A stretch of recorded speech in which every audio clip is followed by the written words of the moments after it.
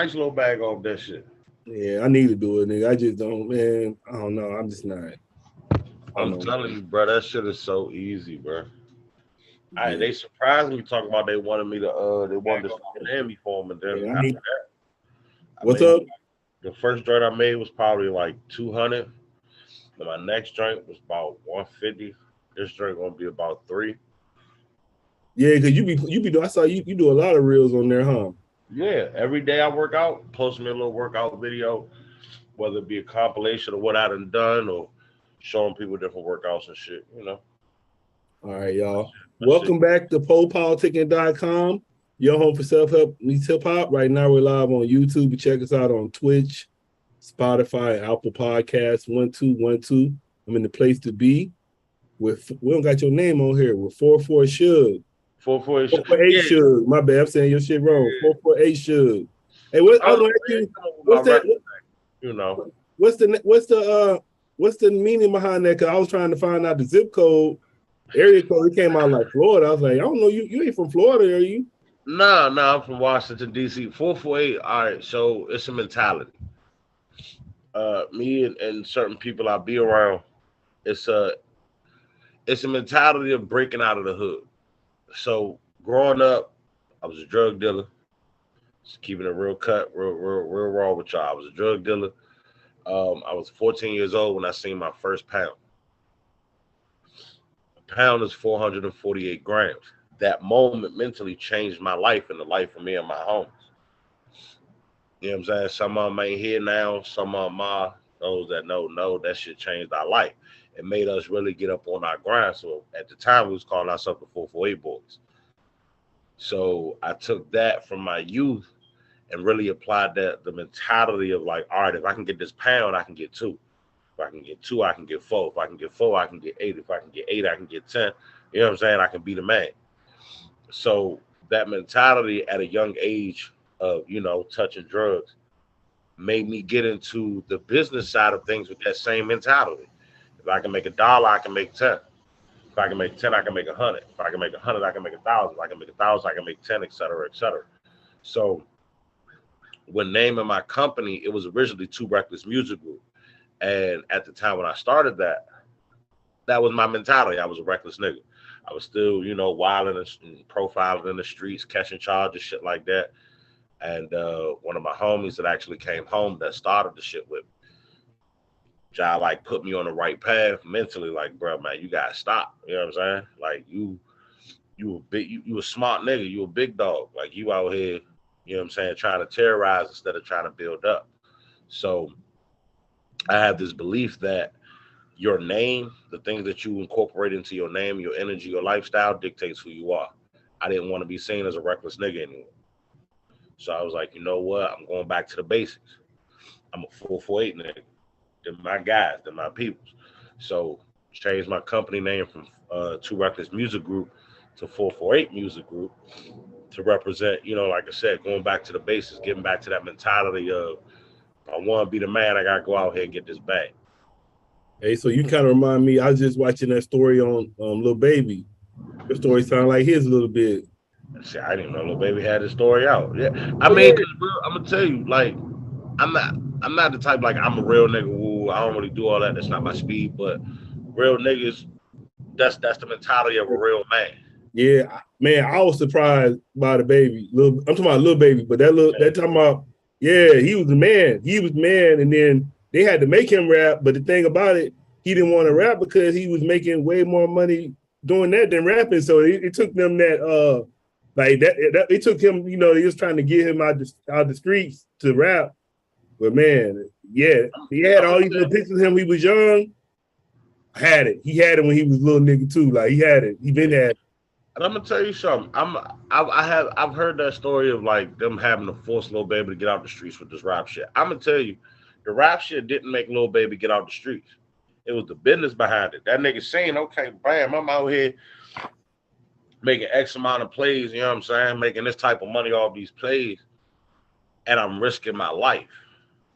Somebody probably dropped off to him, yeah, bro, you can do all that on the legal side. And Well, I don't know if you know what happened. It was like one of his homies was with him. Like one of the homies, his name like Marlo or something like that. Yeah, he was rapping. He was trying to make it too, but he just didn't make it. So he stayed in the streets and he ended up dying.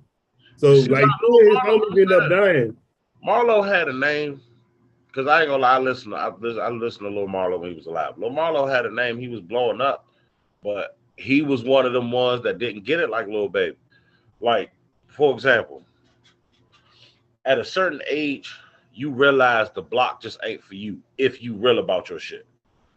Lil Baby was getting to that age young. He's like, man, I done my shit. Niggas is saying I can get all this money over here. Right now, if I stay in the streets, I'm either gonna kill a nigga or that nigga gonna kill me. That's not a scary mentality.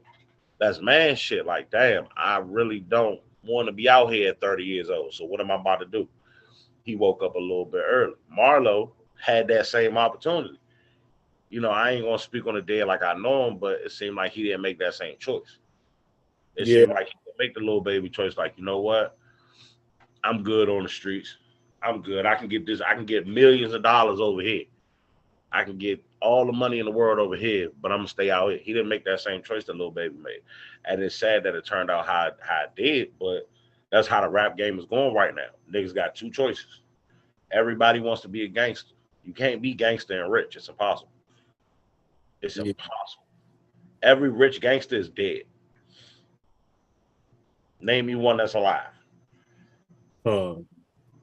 Every gangster that is rich and alive ain't a gangster no more. He a family man. Sugar Free the Pimp just got married. I know. That's crazy. But it's like, the nigga gotta get married. He about 50. I know he about 50 something at least. Man, but like, you don't want to die alone. Shit. He a pimp. He was never gonna die alone.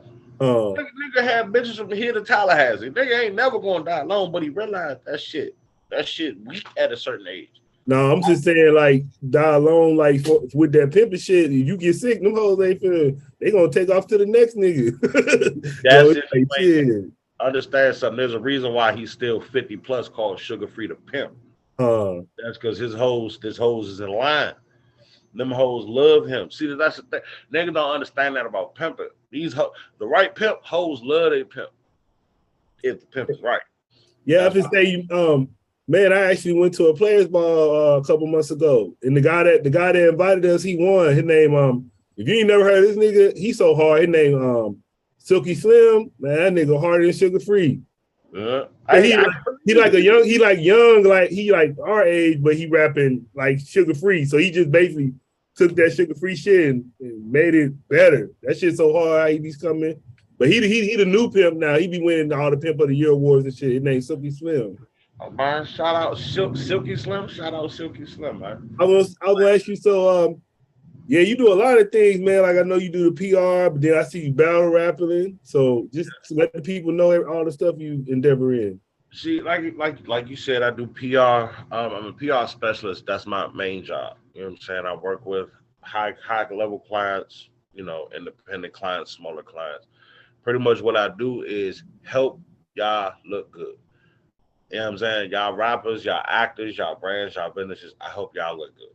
Y'all want to look good. Y'all want to look professional. Y'all want to be seen. Y'all want to have an internet presence, a physical presence in the field that you are working in. That's my job. Make you look good. You can find somebody else, for sure. Let me just say that now. You can find somebody else, but you ain't going to. You froze up. Oh, you got out?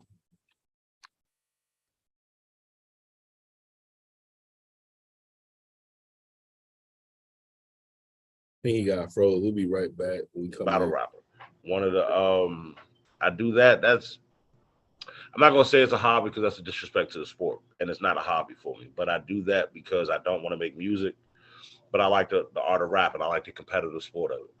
So shout out my home league, CBG. Shout out my second home league, the Trap, up in Brooklyn, New York. Capital Battleground, CBG, is in Washington, D.C. The best league in the DMV. I don't care what nobody say. We breed the stars. We breed the people you see on URL. They come to CBG first. You know what I'm saying? So, speaking of battle rappers, man, I interviewed him before the shit with Sue Surf. Yeah, even I see that. I see they was. I don't know if this is true, but I saw they were saying they going after Future and another guy too of the RICO charges. Yeah, they're going after Future and Cardi. They just put that out today. They're going after Future and Cardi. I'm gonna be real.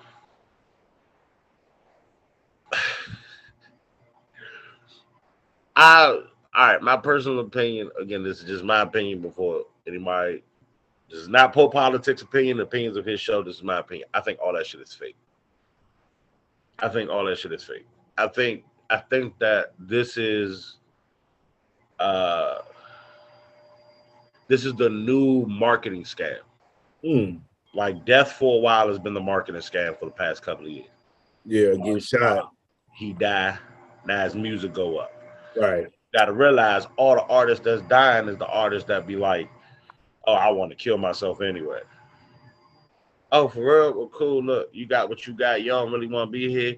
Let us offer you. Your family gonna have this bag forever. Sing about death all day anyway.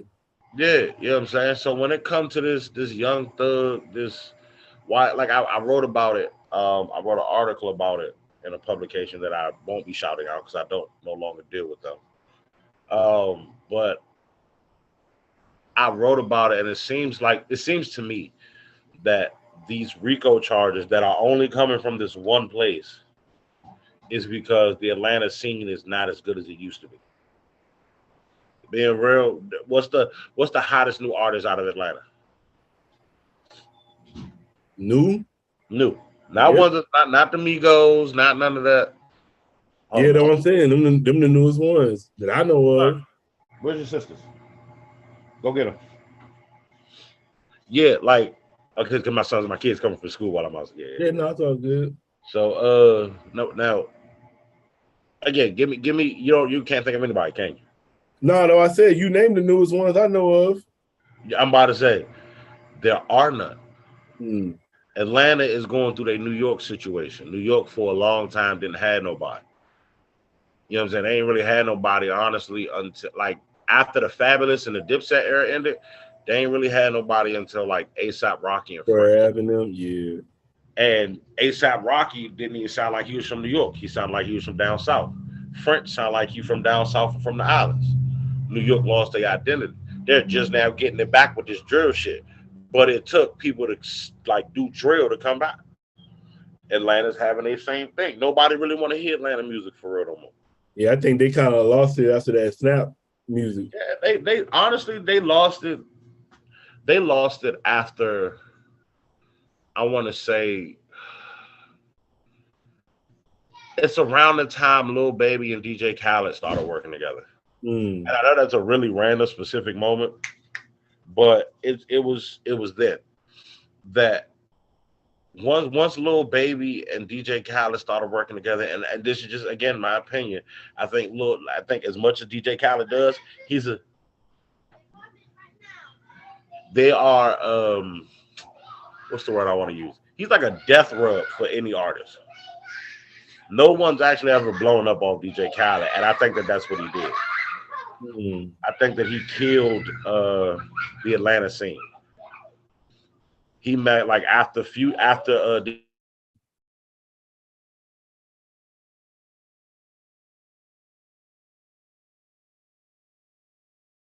can't hear you. Yeah, your sound went out. Hold on. There you go. All right, cool. Hold on, my kids just walking. Come on, y'all. Come on. Theo. Hold on.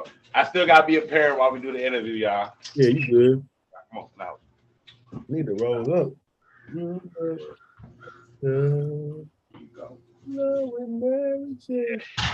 Yeah, I still gotta be a parent when you know what I'm saying?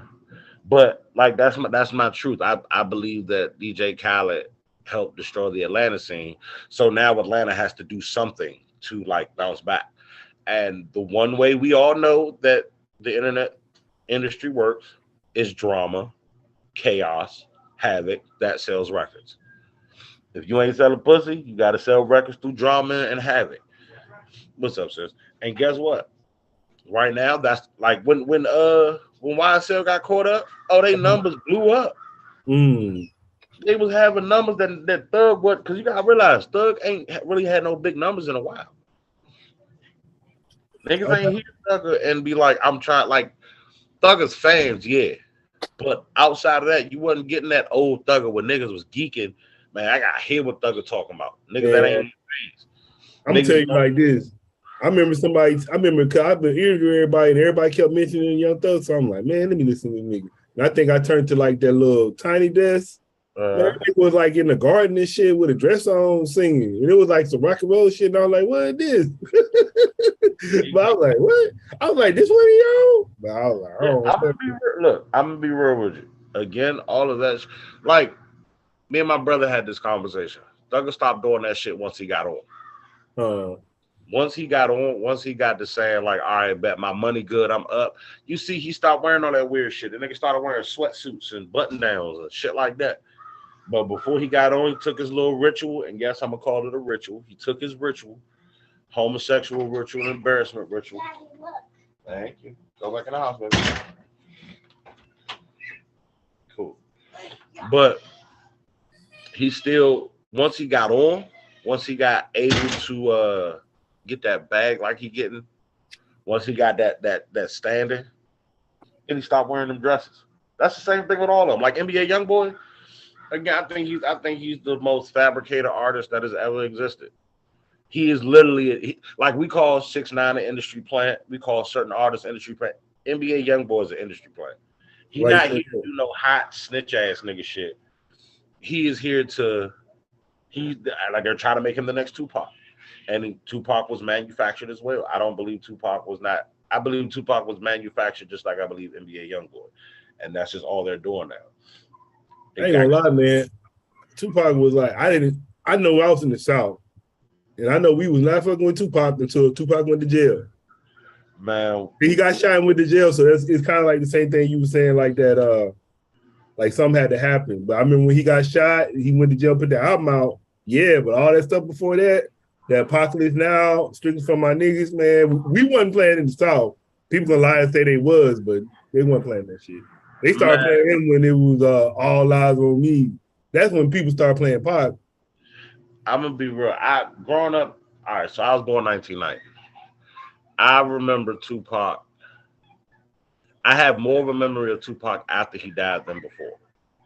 Reason being is because from the time that he was blowing up between like 2 and 6 formative years, you know what I'm saying, I'm creating memories. But from everything that I've seen from Tupac from his beginning to now, because I've studied Tupac. I've had to do like schoolwork on him.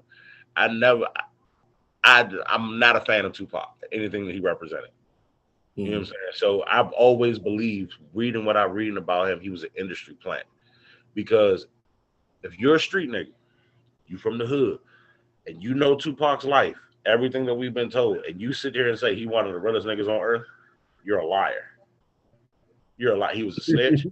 He made it cool to snitch on himself on national. Yeah, these dudes did this to me, so I shot him to throw salt on people.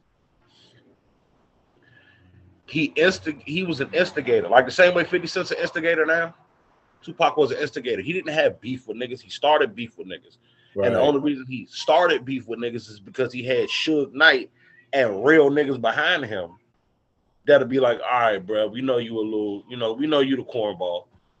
He was the cornball of the group. We know you the cornball, but we're going to let you jam because we got your back. It's the 90s. We Bloods. We out here. You know what I'm saying? So, again, I feel like NBA YoungBoy is very much reminiscent of that. NBA YoungBoy was not a gangster. He is not a gangster. You know what I'm saying? He's not. His own people let it be known. He was young. That was not him. He got into this rap shit. Cool. Now they're trying to make him the next, Tupac. Everybody's beefing with him. It's him against the world. He's speaking the realest shit. It's not. It's not that. You know what I'm saying? So I ain't mean to come up here and get on my soapbox about that. So anybody that disagree with that, I really don't care. Feel how you feel, but these niggas is fake. This is why I got into the business how I did, though. The reason why I got into PR and wanting to work with artists is because being on the rapper side, being on the street nigga side, interacting with some of the people I've learned this game is really, really wild, really fake.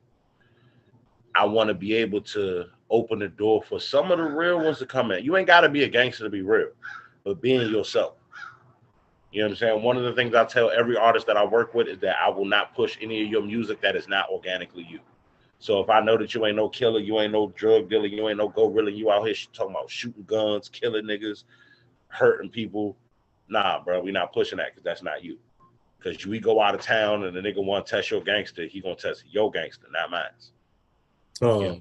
You know? I have an artist. He's an amazing artist by the name of Zay.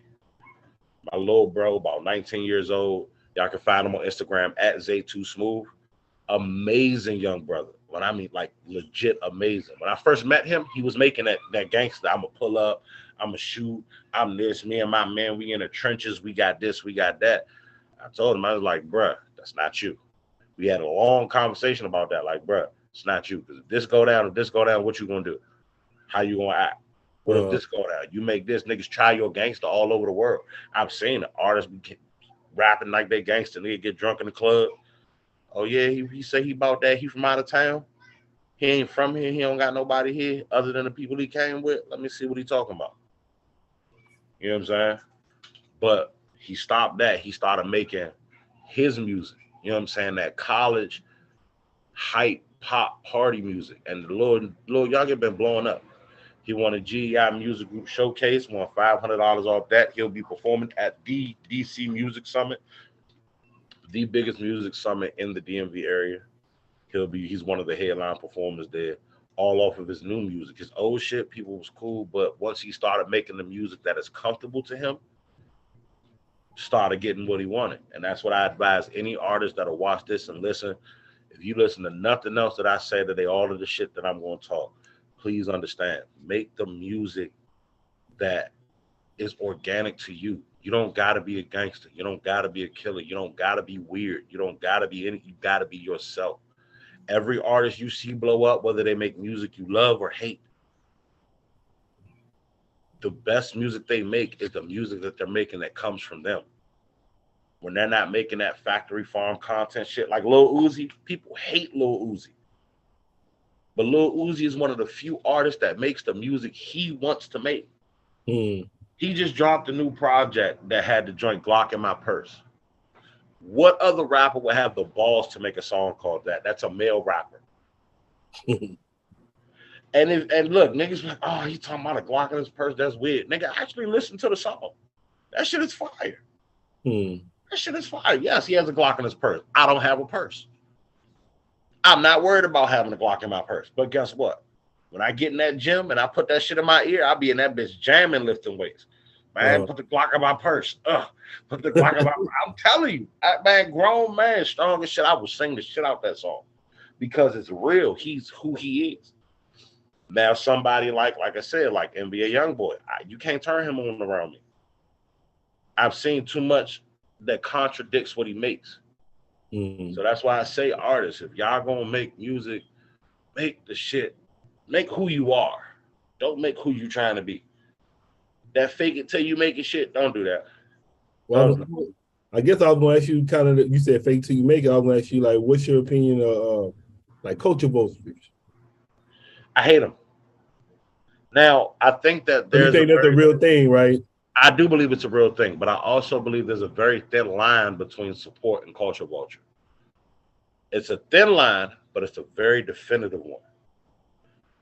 A culture vulture is a person who is not of a culture, who not only supports it, but is trying to become a part of it. Understand something, white folks. No matter how much chicken you fry, no matter how much ebonics you want to speak, no matter how many period I's, period U's that you fucking do, you're not black, bro. You can support us. You know how you can support us? Support black businesses. Support black podcasters. Support black shows. Support black clothing brands. Support black food companies. Support black sex workers. Support black. You don't have to, yo, my brother, what's up, my guy? You don't have to do none of that shit, bro. Keep your Caucasian ass up there with the pumpkin spice and all that goofy shit, bro. Do that. But if you support us. Show that you love us. Showing us you love, like, that's not showing us you love us. That's showing us you think we a joke. I don't do culture vulture. I'm gonna be real. You come around me, white people, with that, I'm trying to be black shit, I'm gonna snatch your ass the fuck up, man or woman. I'm gonna snatch you the fuck up. I don't play them games. You know what I'm saying? People die just to be this color. Like, nah. I don't do that. Like, y'all can support. You like rap, you know your rap history, you know the culture. Absolutely. Speak that shit. Stand with it. But you're not black, bro. You're not black. You don't have to do black shit. You don't have to do urban shit. You know what I'm saying? Yeah, because sometimes I notice even with the like some of these cats, like they might be a journalist, but they might just be a little white kid that listen to hip hop, that's in college. So they don't understand like really what we coming from and what these kids talking about. So they writing these badass reviews and shitting on these cats. It's just because you don't understand the culture really. You from the outside looking in writing about it. That's why you don't understand the shit, you know? But see, I'll say this, it's a two-sided problem. We have a lot of being a journalist like I am and actually like getting into that craft and learning about it. You learn there aren't many black journalists. Like there are some fire black journalists out here. You know what I'm saying? My homie John, he writes for Music Exclusives. It's fire. It's Rich. Rich Zeller is a journalist. He's fire. He's a part-time journalist, but when he writes, it's fire. Now he's white. But where he comes from, he's been a part of the culture. He's not a culture vulture, but he's there. He's in it. I can vouch for that. You know what I'm saying? He supports it. He knows the cause, but when you see him, he is a white boy. He lets you know I ain't trying to be black. I don't want to be black. I'm me, but I love y'all. That's the type of shit. But back to my point, we don't have a lot of black journalists. So when we get into these positions where black people are dropping music, not just rap, R&B, rock, pop, because I know I like, you know what I'm saying? We so focused on just the hip hop part of being black. We don't realize that our culture is in all music. Our culture is in hip hop. Our culture is in pop. Our culture is in death metal, in horrorcore. It's in a lot of things.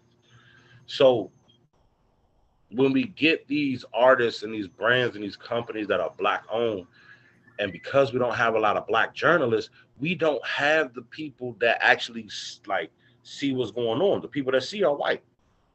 So they're writing it from a white perspective. We want to change that. Let's create more black journalists. I'm gonna tell you this now. It's like from a hood nigga to that, be a journalist. That shit is fun because you get to interact with people on a different level. You know what I'm saying? If y'all, like I said, again, if y'all out there listening, please, man, go learn the different trade. You don't got to be a rapper. You don't got to be a manager. You don't got to be the A&R. Be a journalist. So instead of trying to be the next Puff Daddy, you can be the person that influences the culture to follow the next Puff Daddy.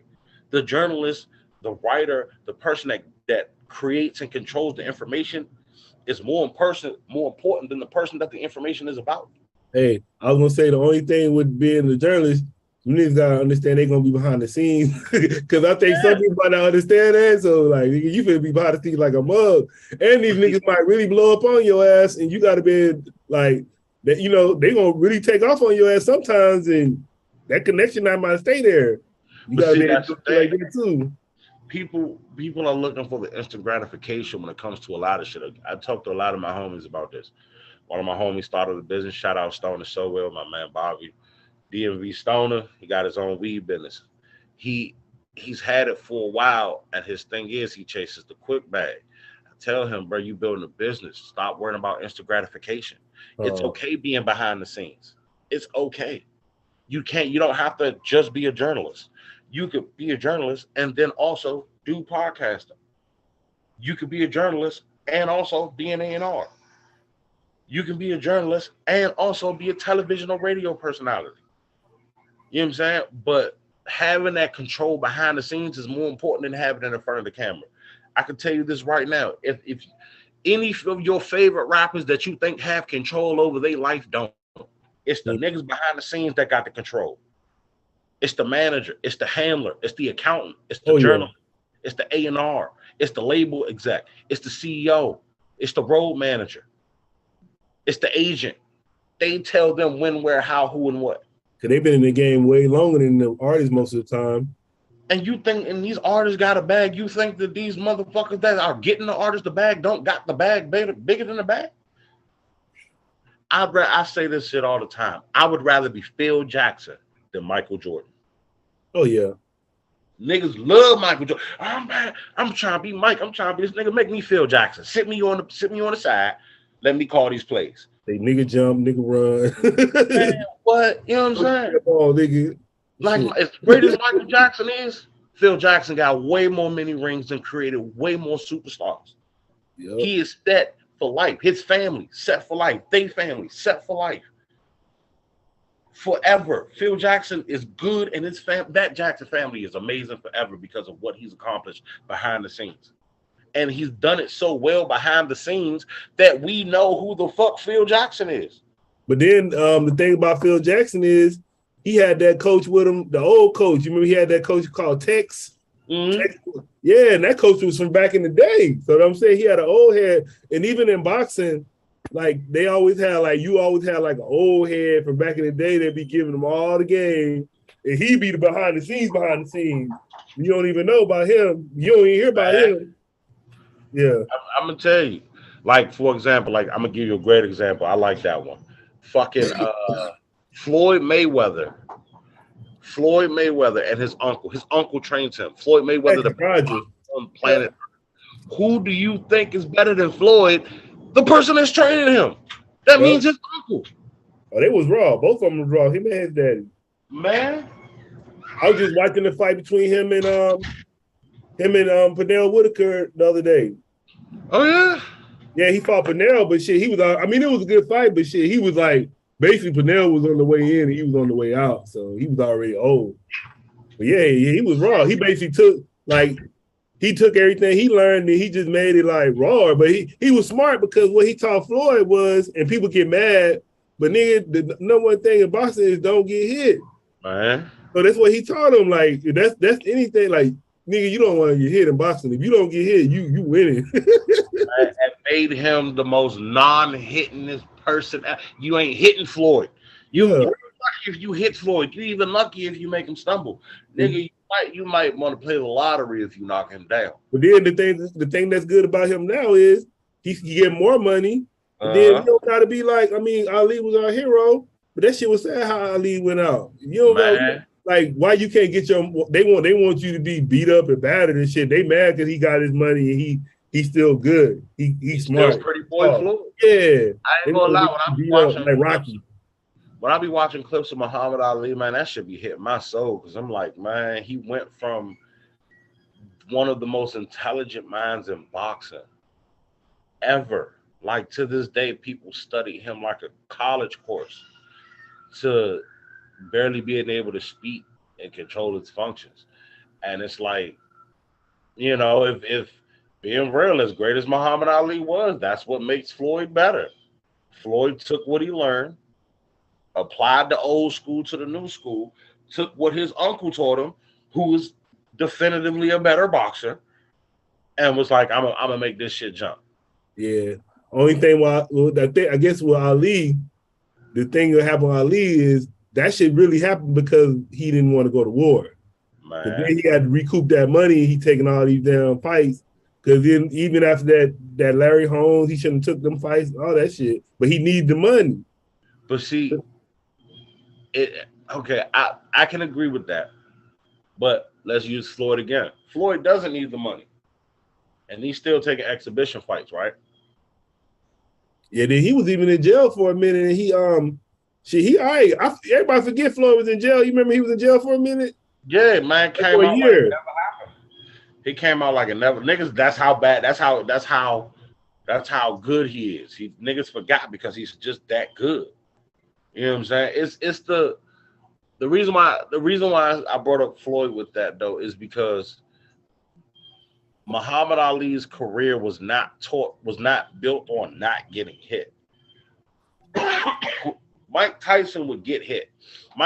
Realistically, Mike Tyson thought his speed was his best defense, and I give respect to Muhammad Ali as being one of the greatest boxers of all time. But watching him, being a combat sports fan, watching boxing as long as I have, I genuinely believe that Mike Tyson was wrong when he said that Muhammad Ali had one of the best defenses of all time. He had the best mind game of all time. He made you think you weren't hurting him when you were fucking him up. Yeah. That rope-a-dope hurt. That's probably why his career, that's why he probably is why he is. Because that's exactly why. Yeah. That's what I'm going to get to. That's exactly why. Go watch when y'all get a chance. George Foreman. Oh, man, destroyed him. Killed him. George Foreman, man, that nigga was so raw, it don't make no sense. George Foreman changed, and I think that's really where the change happened. No one, and again, they were friends after that, but I genuinely believe it was George Foreman's fight that started the decline of the mental acuity of Muhammad Ali. Because like I said, y'all watch the fight with Foreman, watch the fight with Frazier, watch a lot of his later fights as well. I said, then Holmes just took him out. That was it after that. It was already like when he saw Holmes, and Holmes came up under him. So it was like, nigga, he came up under you when he was young. Now he the man. So that shit was over. You gotta look at Muhammad's face. Because that's the thing I did. Like, I watched a lot of them joints and I looked at his face when he was getting that rope-a-dope. You can't see it when you in the mix. You tunnel vision. You can't see his face. But when you looking in that camera and you got the benefit of technology to play that tape back, that nigga is in pain. Every punch, he's sitting there, that shit is hurting. That shit is hurting him. And it's hurting him to the point where it's a master class in how not to defend yourself. Because if anybody were to do the rope-a-dope nowadays, they would get slaughtered. Yeah, blocking punches. They ain't like no video game. When you block a punch, that shit still hurt. You better dodge a punch than block a punch. Shit. And back then, they don't have the stamina. They didn't have the stamina back then that they got now. Like, these boxers now have a different level. You gotta think about these boxers training MMA as well. But the thing is, it's weird because back in the day, they went longer rounds. Like, I was watching Ali got knocked out in the 15th round by Frazier. Yeah. So I wonder why they switched it. I'm gonna be real, because it's a play on it's sports entertainment. Like, I mean, we know boxing is real, but we also know boxing is staged. Well, it's controlled. Yeah, it's a historical fact. Too much mob money in it. And you think that shit ain't stopped yet? You know how many mob owners have boxers on their payroll? Shit. Tyson Fury is one of them. Tyson Fury is on a mobster's payroll. I would say, what about the special UFC too? I don't want to say too much. Fuck yeah. Man, look, if I was a mobster, that's one of the first things I put money in is get me a fighter, knock these little boys out. I was gonna say, I remember when you was talking about like how black people, like, we're known in other, we're founders in other genres. I just learned about this woman named Tina Bell. She was in Seattle. She was the front woman of a Seattle-based group called Bam Bam, and she's considered the founder of the grunge music scene. I ain't never heard about her. Yes, sir. Rock music as a whole was created by us. Real shit. You can you can go all the way back to Little Richard, to Jimi Hendrix, to some of the music that Liberace made was Chuck Berry. You know what I'm saying? Like, you can go back and see that rock music, even like I said, even heavy metal, hair metal, all of these were variations of music that we as black people made. Rock music is very tribalistic. White people didn't have tribes. Who had tribes? We did. Africans had tribes. The melanated people had tribes. And what was our music when we played in those tribes? Very loud, very attractive, because we were trying to call the spirits. We was banging on these drums and we was screaming at the top of our lungs and we was chanting in this rhythmic way to wake up the spirits. That's all rock music is. Every form of rock music deviates from that idea of the African, of the melanated people tribes, banging their drums, screaming, stomping their feet, dancing in unison in a crowd, trying to channel the spirits of their ancestors for whatever reason, to call upon the gods for water, for food, for protection. That's how they did it. White people, the Jews, the Europeans, whatever you want to fucking call them, took it the same way they do everything. Oh yeah, that's creative. We can take that and monetize it and say that it's ours. You know what I'm saying? They whitewashed rock music for so long that it made it weird for black people to like rock music. Now, black people love rock music. Now that I'm telling you, bro, in my city in DC, even in the hood, you'll be sitting outside, people will be riding by listening to some full-on metal, full-on deathcore. You hear screamo in the car. And it's okay because that comes from us. But we were taught to disavow our heritage, our culture. You know what I'm saying? This is why now, to be real, white people doing rock music is culture vulture shit. It looks weird to us because we don't know our history. Like you said, at your age, you just finding out about Tina Bell. I didn't know her name, but I've known a black woman created the grunge scene for a very long time. You know what I'm saying? Give you another scene that a lot of people don't realize came from black people. The pop scene. Yeah, the Backstreet Boys, NSYNC, all that shit. Jackson. That's before Hitler. You got to realize pop has been a thing. Jackson was pop. Shit, that nigga wasn't no R&B. Man, I'm telling you. Jackson 5 was a pop group. Guess what? When it's black, because they tried to make after Michael Jackson, definitely after Mike, they tried to turn pop into a white thing. Because they realized, damn, these guys got it. Because you remember, I know you know about this shit was pop. What about this Blue Eyed Soul? You know what that is? Yeah, Blue Eyed Soul is like Justin Timberlake, Tina Marie, Michael McDonald, all the white people. Like basically, they don't like back in the day. They didn't even show you, put them on the album cover because they wanted you to think they was black. And what type of music? I thought Tina Marie was black for the longest. I ain't gonna lie. Yeah, what type of music were they making? Pop, R&B. right? Pop, no pop. Oh, see, people think just because you harmonize over a beat and you sing that's R&B. It's not.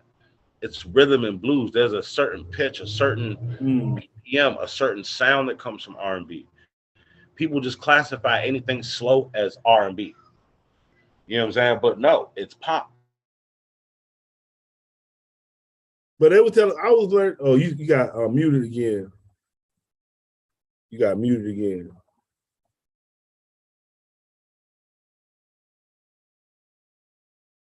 Okay.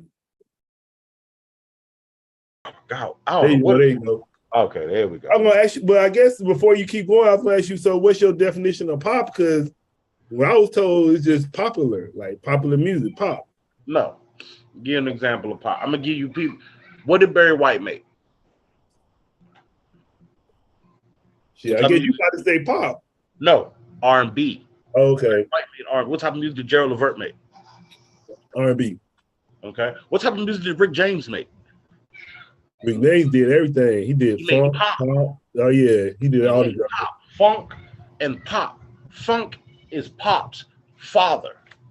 When you hear funk music, that's old school pop. So Prince is pop. Prince is pop. No R&B. Prince is pop. Yeah.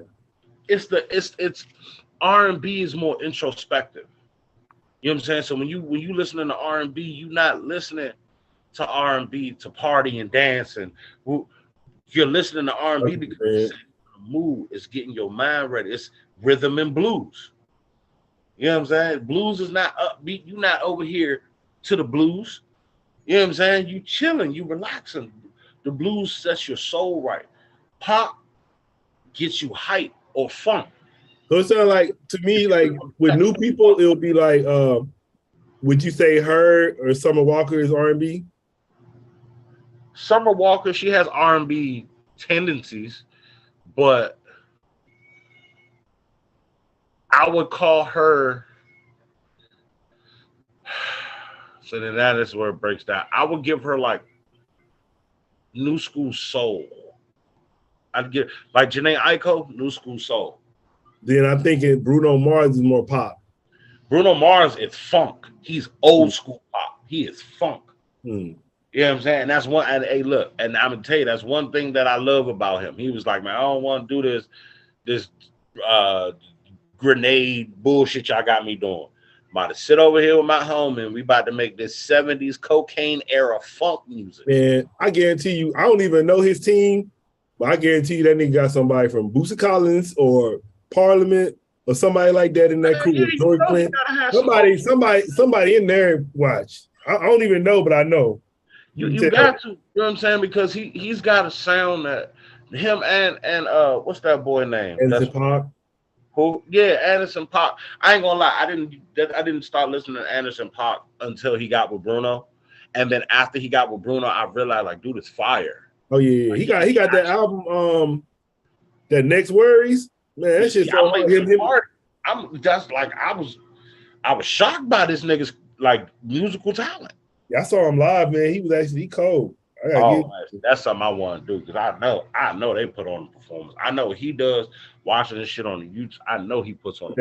I think that Next Words though, that shit. That's when I heard about it. He went off on that one. Oh, see, I'm gonna have to check that one.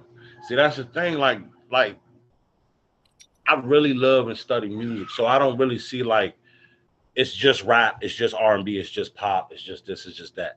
You know what I'm saying? And I also understand where shit comes from. Pop is just a new version of funk. It's white people funk. Hey, we didn't even mention the main one that we made, country. Oh man, see, you know, but they can have that. They can have that. We have the blues. I know, right? Country, because country now is just white people blues. But you know who you want me to tell you who doing? I was like, man, where he been? You know who doing country now? Fucking Nelly. Nelly getting the bag doing country. He be on tour with them country artists and everything. All these, and if you go back, all these songs he been playing since that one song he been doing. I'm about to say that nigga took that one song on Sweatsuit and said, "I'm real." It's all in my head. I think about it over and over. But even before that, if you think about it, going down, baby, that was a country song. His first song, Country Grammar. I had the suit, and the sweatsuit album. I bought all three. Hey, look, Nelly. You cold, huh? I bought all three of them bitches. I bought Sweat, I bought Suit, and then I bought the collab joint. And the one song I kept playing was that joint over and over again with Tim McGraw. Man, that was my shit. I can't lie, that was my shit. So hey, big ups to Nelly. Okay, yeah, he came out with an album, but it's a country album. I'm saying he doing country, he on tour, all that shit. He be doing that. I see about that. Because I mean, hey, look, get that bag, Nelly. Niggas ain't trying to hear you rap. Go sing that country shit. Shit, man. It's actually, I can't even hate on him because I know he making probably way more money that way than just if he's able to tour at like, because that's a different bag. That's a hard bag as a black person to even get in. Like, because you going to you country tours, you going to. I'm not trying to stereotype all white people that listen to country, but there's some people that don't like us a lot more than they do like us. So to be able to get that bag, hey Nelly, you a bad motherfucker. Yeah, that's what I said. But then the way he navigated his career, he ain't got no trouble. He ain't did nothing. So you can't really you gotta just be just a real hardcore fucking racist to be like, because he ain't did nothing wrong. Like, why would you not like Nelly? Like, that's what they gonna accept him. Racist is just racist. You know that. You don't even gotta have a reason not to like black people. You just racist. Like I'm saying, like, you know how they always accept one. He'll be that one they accept. I think he'll be the one we got Nelly here. I love Nelly. They'll start singing this song, racist as hell, but they'll love Nelly for that one night. I'm gonna be real. Don't be the one white black guy that white people accept. Because that's a little bit weird. Like, what did you? I don't like them niggers, but I like that there Nelly. Hey, I know that's dangerous. Now, what's going on? What you do, Nelly? I'm gonna be real. What you got going on? That you got this Ku Klux Klan member talking about turn on some Nelly? That'll freak me the fuck out. I'm gonna get because even before the only one that was in country, the only one you had Charlie Pride for the longest. Then after Charlie Pride, you had Hootie. Then now you got Nelly. Held it down. That's it. That's three. Beyonce tried to get in there. They kicked Beyonce ass out. You remember they tried to Beyonce tried to do that country song. He was like, hell no. See what I'm saying? I don't know they accepted Beyonce before fucking Nelly. I think Beyonce got the world pass like Nelly. They let Nas X dude get in, but you see how he doing now. So they, Man, me and one of my friends talking about this. Look, what is Lil Nas X famous for? Shit. What is he famous for? What is he famous for? That to me, that Old Town Road song. Okay, that's cool. After that, what is he famous for? Because technically that would make him a one-hit wonder, right? Yeah. Okay. Now it's just all the like the cool song. I think that was all right. So okay, let's give him two. Two on his own. What is he famous for though? Now it's just all the trolling he be doing. He's famous for being the best actor, man. That nigga's not gay. Oh. That nigga's not gay. I always said that. I can tell. I was telling my wife, I said, man, I think they just making him do all this shit. Like they just got a kid that wanted to rap and he wanted to get on. Yeah, they got him doing anything, everything. What actual gay shit have you seen him with his boyfriend kissing a guy? He ain't seen none of that. None of that. Talk about it. Just talk about it. Me and my girl was having the same conversation because he had popped up on this commercial, and that's probably why they got him up out of there. They seen that shit before anything, nigga. Nah, go ahead, bro. First of all, you ain't country. Now you trying to play gay. First you played country. Now you playing gay. Get the fuck on, bro. Oh. Get the fuck. Like I'm gonna be real. Like I support the little bro. I'm glad that he, making his bag, but he making it a weird way. This is what I mean. Artists, be yourself. You're gonna have people having this conversation, like, but it's not, because eventually he go, like, not being funny, but eventually he gonna have to suck some dick. Yeah, they're gonna use you. They're gonna use you. Somebody gonna have to pop out a video like I was just drilling up on, you know what I'm saying, Lil Nas X. Because right now, bro, no one believes you gay, and I don't like. He's got all these endorsements and all that, and I get it. You're a young dude. You probably, people that of that age range have them thoughts like, I might be this, I might be that. He's somebody they can look up to, be like, I can be myself. But you're not even being yourself. Yeah, people will do that. You know what I'm saying? He is the gay version of Tekashi 6ix9ine. I'm a stand on that. I'm a stand on that one. He is the gay version of Tekashi 6ix9ine. And if something is gonna happen, it's gonna reveal all that. And I pray that he gets out of it before. I pray he pulls a Young Thug. Young Thug got his money. Young Thug got his money. He just get the fuck out of there. You know what I'm saying? I hope Lil Nas X do the same. Like, bro, that was a part of my past that I don't really want to talk about. It is what it is. It was what it was. I'm good. I'm normal. Well, I'm not gonna say normal because that's the wrong word, but I'm being who I am now. You know what I'm saying? That's why I tell artists, man, be yourself. Because if you willing to sacrifice who you are, they're gonna make you sacrifice who you are, and you're gonna be out here having to be something totally different than what you are as a human being. And the only way you're gonna be able to deal with that is through drugs and destroying yourself. This is why you see all these major artists, when they gotta be something they not, them niggas be strung out on drugs, they be turned up, they be having all these dramas. The artists that you see that's themselves, like Nelly, he himself. He been himself his whole career. No drama. J. Cole, Kendrick Lamar, they themselves. No problems. Whole career. You know what I'm saying? Snoop Dogg, been himself. Outside of the murder case, he be chilling. He'll tell you, man, look, I'm not killing nothing. I'm not no super gangster. I be chilling. Man. And he just came out with he got a doggy line kids animation series. Mm-hmm. My kids like that shit. Shit cool. Oh man, hey, look, I'll be watching that shit. The kids. I'll be watching the animation. That shit, I'm like, hey, okay, dog. Hey, big dog, I see you. Growing up on niggas, man, let me make a cartoon. And that's lit. You know what I'm saying? Like, that's the type of shit that we need more of in our culture. You know what I'm saying? People that are okay with going outside of the norm. Everybody don't gotta be a gangster. Everybody don't gotta be a killer. Everybody don't gotta be a gang member. You don't gotta twist your fingers. Everybody don't gotta be a super thug. You can be the coolest nerdiest, geekiest, funniest. You can be all that. You know what I'm saying? That don't make you soft. It don't make you pussy. It don't make you weird. It makes you yourself.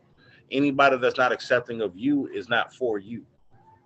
You know what I'm saying? We need more people like that in the community. I hope that that cartoon inspires a young brother or sister to say, man, Snoop Dogg did it. I can do it. You know what I'm saying? He made a cartoon. He came from head to head. He was a gang member in one of the toughest areas in the world. He made it out, made a career, and now he's making cartoons for children. I can do the fucking same. You know what I'm saying? Like, oh, good.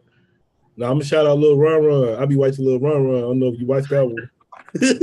He be like, ain't shit. Man, hey, look, there's this fuck, damn, my phone is dead. There was a guy I wanted to shout out. Damn, my phone is dead, and I got it.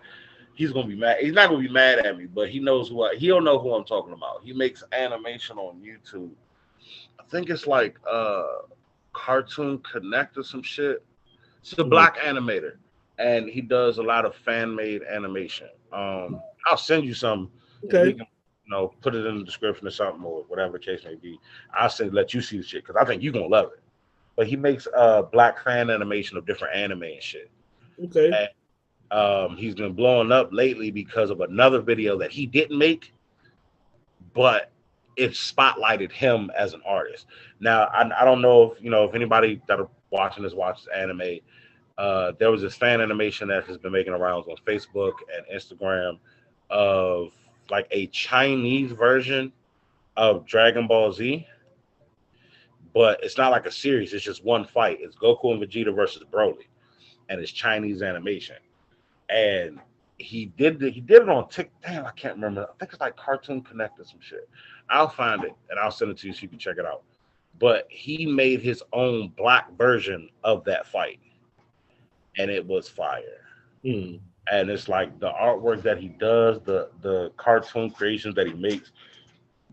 I can't remember his name, but I wish I could. And if hey, bro, if you're watching this, you know who I am. Share the video. I'm gonna send it to you when it come out so you can see it and all that, man. Share this shit because you know who I'm talking to. I think it's Cartoon Connect. I'm gonna keep saying it until I figure it out. But that's like the type of stuff we need in the community. You know what I'm saying? We need people that want to do something different. You know what I'm saying? Because I love hip hop. I love rap. We got enough of y'all. We got enough rappers. I know, right? No. Do something else. You know what I'm saying? Like, do something else. Do something else, please, y'all. We about to wrap it up, but I had one more question, man. I was to ask you about one more topic, I guess. I know you're a wrestling fan, so what you want to say about wrestling? Let us know how far you go back with the wrestling. How far back do I go? Yeah. Okay, I was born November 29th, 1990. I go back November 20th, 1990, which was a Thursday. Okay. No, I'm sorry, that was a Saturday. And that was Survivor Series, 1990. The debut of The Undertaker. He debuted 9 days before I was born. That's how far I go back. I go back before my birth. My family was a wrestling family. My brother would sit me in front of the TV even before I could actually cognitively know what was going on, and we would watch wrestling. I've been watching WWF, WWE for a very long time. I watched New Japan. I don't watch AEW because it's trash. I watch WCW, ECW. Nope. Don't watch AEW because it's trash. And it's not because I'm a WWE guy. Like, I watched TNA Impact. I watched Lucha Underground. I watched Wrestle Society X. Like, I watched AEW. If I wanted WCW, I would just watch WCW. It is literally like.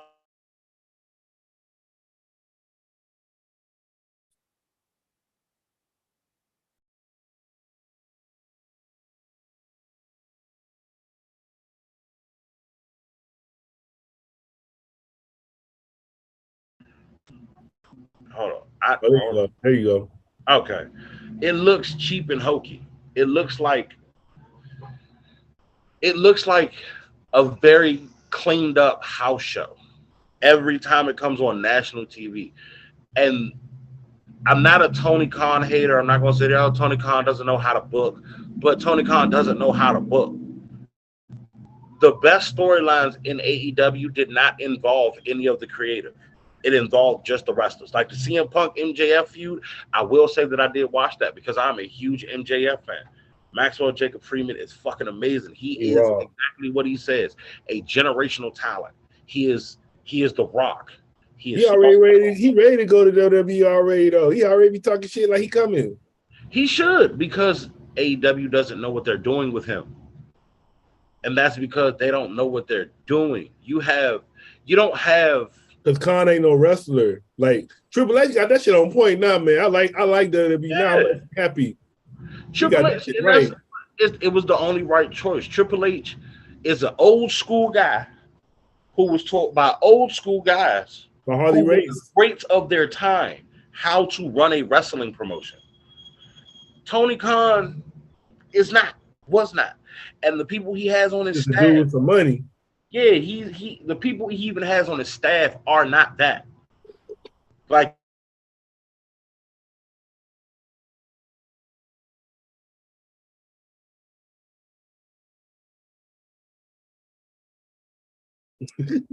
what out again?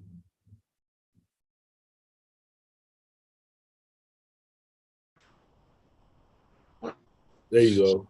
Okay, man, somebody don't want us to talk about this. Fuck that. We gonna get there. But you got people that were you got again Triple H, Killer Kowalski. He has the knowledge of Killer Kowalski, George the Animal Steel, Vincent Kennedy McMahon. For all that we talk shit about him, is still one of the greatest minds in wrestling history. Period. We have all of these people that trained Briscoes. Yeah, man, the entire Briscoe family. We have Flair. Ric Flair is still his right-hand man. We have all of these people that spent years. Michaels. We forgot about Shawn Michaels. You want to know why I didn't put Shawn Michaels in it? Because Shawn Michaels and Triple H are of the same era. I'm talking about the people before them. Oh. You know what I'm saying? Like Triple H had the opportunity to meet and talk and learn from Bruno Sammartino. You got the Young Bucks and Kenny Omega as your EVPs. You're taking advice from CM Punk and Chris Jericho. Yeah, you see that shit when CM Punk went off on him at the media school? And look, as much as I hate CM Punk, that's the one time I've ever agreed with him. He said he might.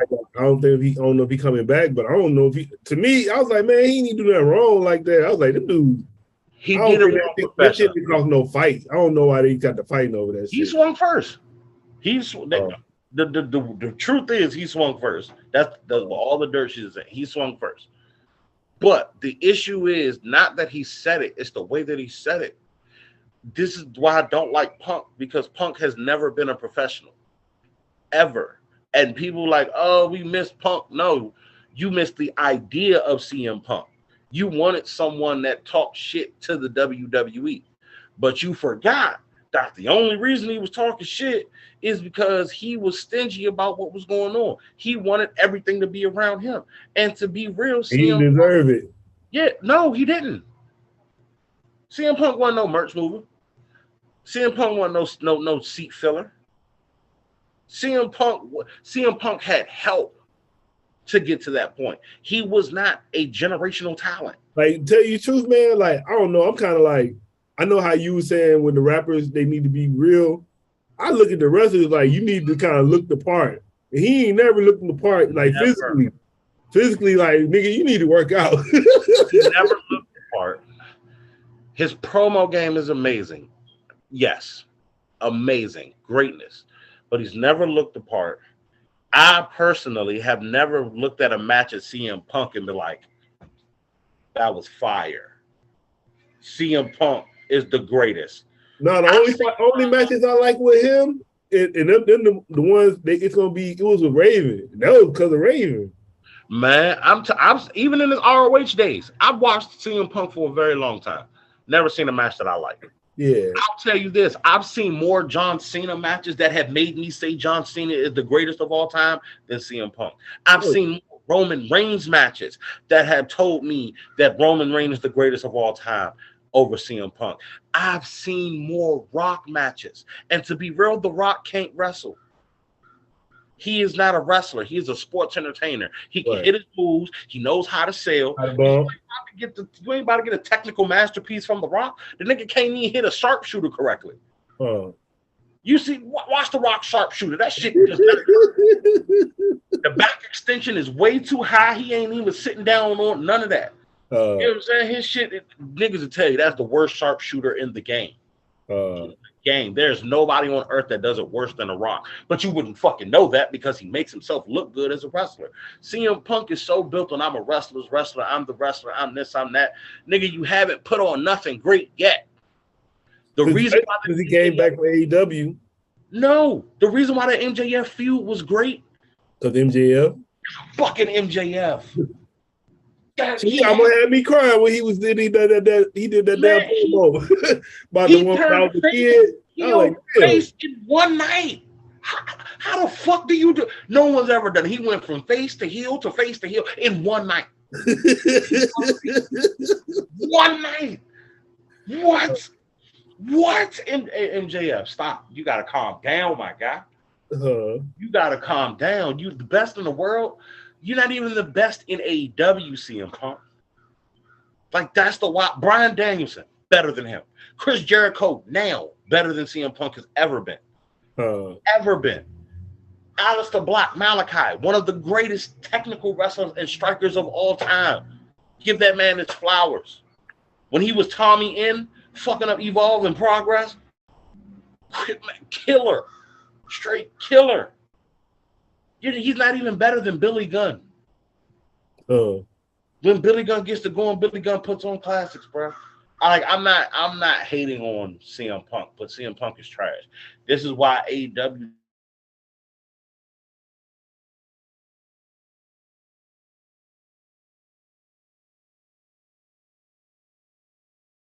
You went out again.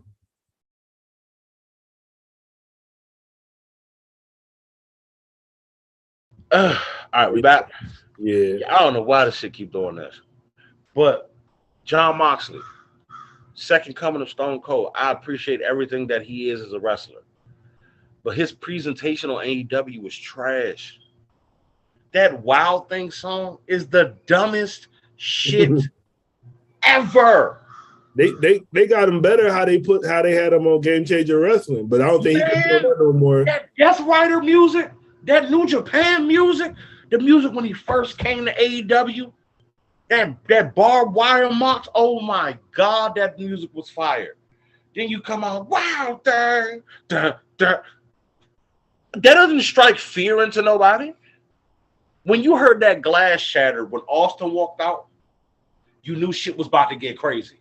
It was about to go down. You ain't know what he was coming out with. That's the only thing you didn't know. Is he going to be alone? Is he going to have a chair? Is it going to be a fucking truck? You didn't know.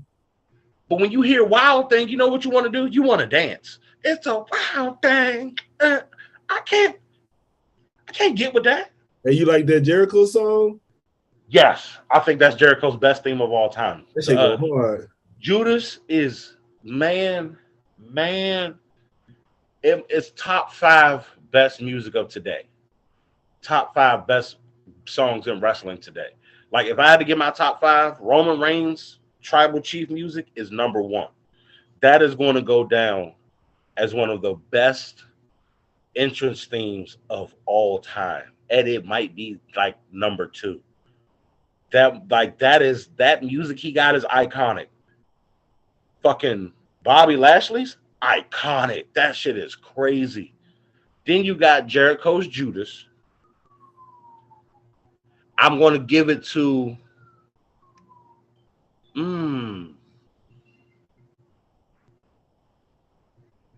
I'd give Ronda's number 4. Ronda's number 4, and Bryan Danielson's is like, I think that Bryan Danielson's is number 5 top best today.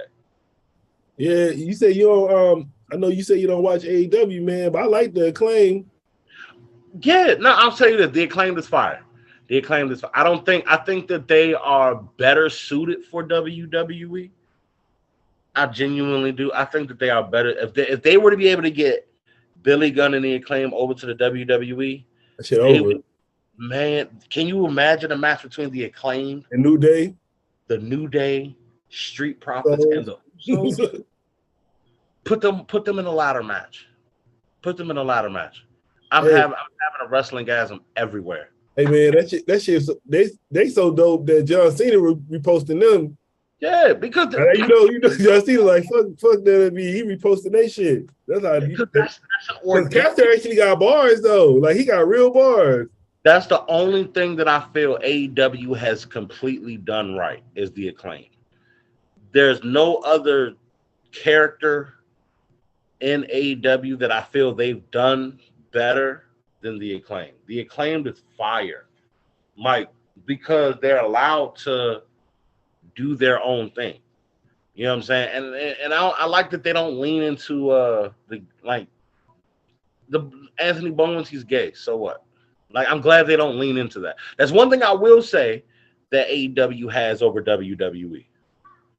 They are the type of people who they let wrestlers be wrestlers. That's one thing I will say.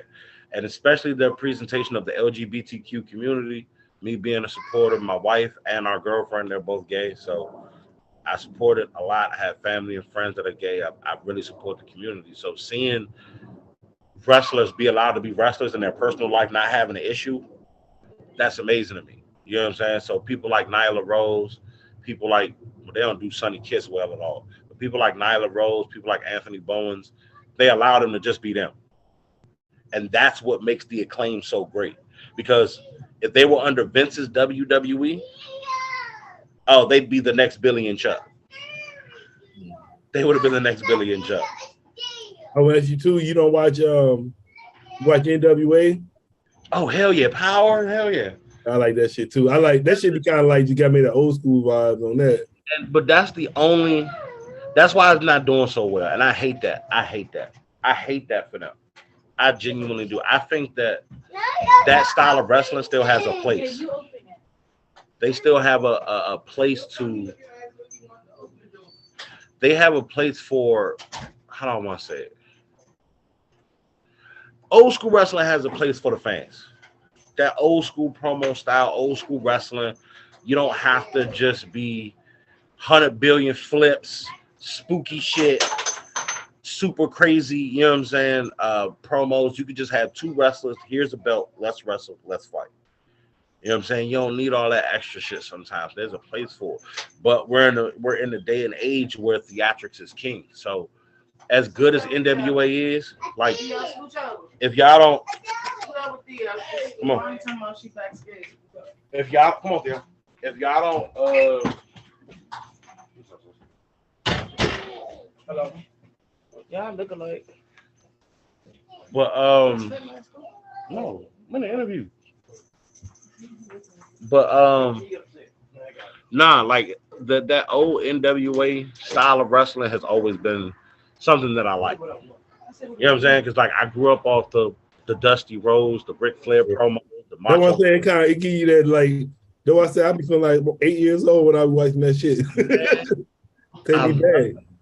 And see, like, and that's the thing. If they got a real good TV deal, I think that they'd be all right. If they got a good TV deal, like they got on Access TV like TNA, I think they'd be all right. I think Corrigan, man, he got to know some people though. Shit, just off the music. Yeah, but he's not a proven entity. This is why TNA Impact can't really do shit, because every time they get some money, they fuck it up. And what's crazy is Impact puts on some of the best wrestling shows right now. Yeah, they were saying, somebody was saying, they was posted like back in the day, and they said it's crazy how they went. Then Velvet Sky was like, well, Dixie messed up the Spike deal. Then they brought in Hulk Hogan. They said that shit messed them up. But you my boy, I like one of my homies over there, Chris Bay. Oh, that's my boy. Yeah, man, they sitting on him. They need to go and put him out there, bro. Like even that Bullet Club shit, he need to be by himself. Like, cause like me and his brother used to like make music together. Okay, so that's how I actually met Chris. Okay. So when I realized that was him on TV, I was like, oh, I hit his brother. I'm like, bro, wrestling? Like, yeah. Like on TV? Like, yeah. I watched his Impact debut because I love Impact. That Honor No More storyline was crazy. And when he joined the Bullet Club, it just felt, it's sad that Bullet Club is dead. Yeah. But the fact that he got to be a part of it, he's like, if he'd have got in his prime, like when we had Bullet Club, yeah, but it's dying now. Like under Jay Switchblade and Dick Togo and all them, like it's dead. So I'm gonna be real. If Chris Bay, if they don't want to make Chris Bay the face of Impact, he should go to AEW. He shouldn't be WWE. No, he just announced that he signed a contract extension. So I'm like, they must have to push him there. He signed a multi-deal contract. He just announced it. Well, Strickland actually announced it. I mean, I don't think they're gonna push him, though. I think that they're gonna. I think that it's out of loyalty. Because again, you gotta like. I think, and there's also I think is this. He hasn't gotten an offer yet. Because Chris does mocap work for WWE. So he has a connection there. He does Kofi Kingston's mocap. Oh yeah, you talking about for the game. He does Kofi Kingston. He does a little bit of Xavier Woods. He does Kofi Kingston's interests, some of his moves, a little bit of Xavier Woods, and some of Ricochet's as well. So you saying they would already probably sign him because they see him in there doing all that stuff? Yeah. So they know he can wrestle. They know he can wrestle. So does AEW. They know he can wrestle. But for some reason, whatever he's not doing has got them not wanting to put them on that TV. Because even when Bullet Club started coming to AEW, they didn't bring him. Right. They brought Jay, but didn't bring Chris. They didn't even really reference Jay and his whole Bullet Club vibes. None of that. Yeah. You know what I'm saying? So it's like, I really want to see Chris really, really make it.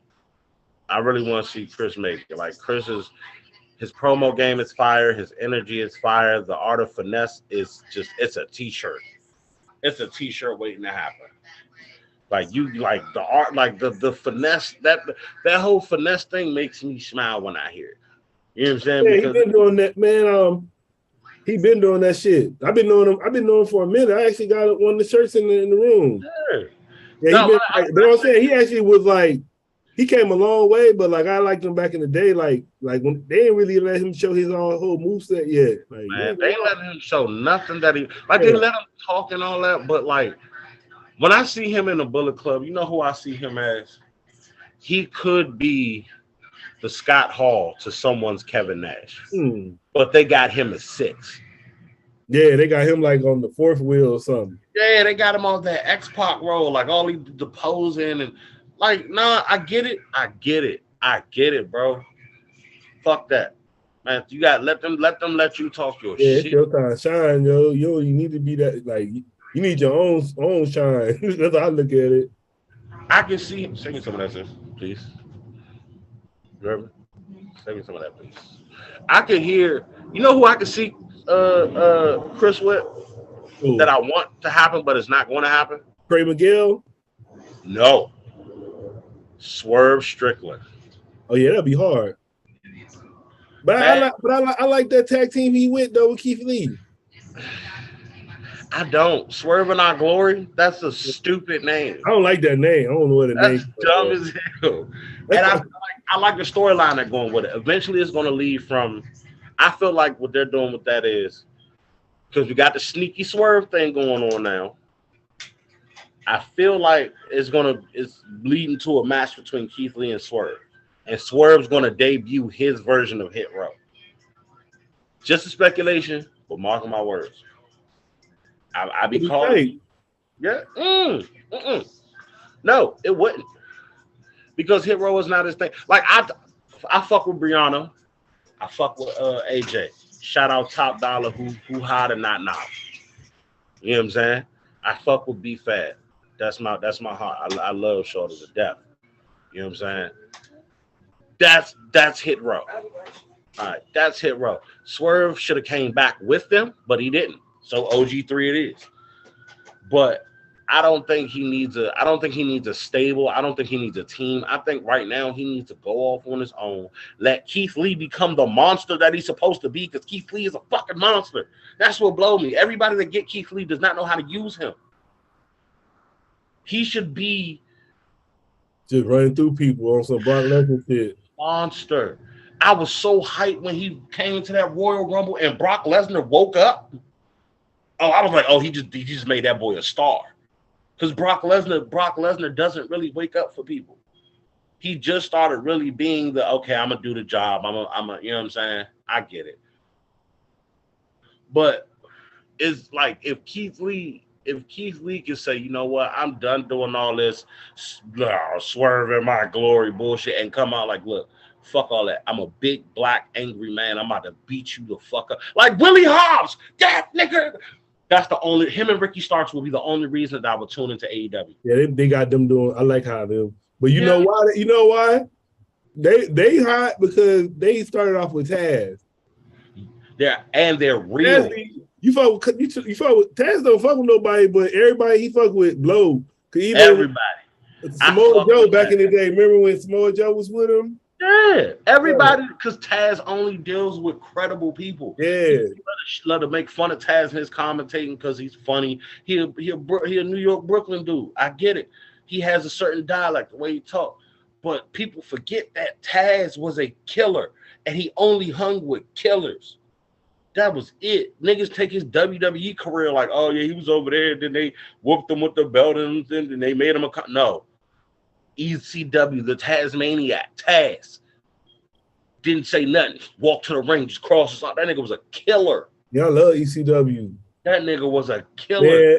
Man, I used to like when that shit back in the day, I was like in like 11th grade, 12th grade.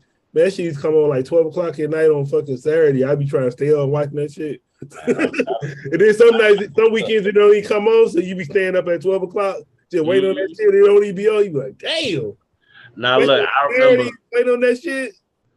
I remember when I found out ECW had a video game, went to Blockbuster.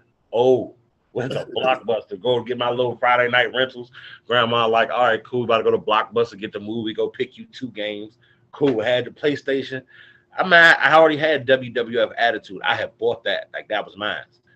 And then I had seen it. I'm like, oh, ECW got the barely legal. Man, let me go ahead and get that game. Man, play that shit. That shit is amazing. I will play that to this day. You pop that in on my PlayStation right now, I play that bitch to this day. ECW was my shit. Because at that age, like, yeah, WWF was on some shit, but ECW was different. Like, that really opened my eyes to, like, wrestling get physical.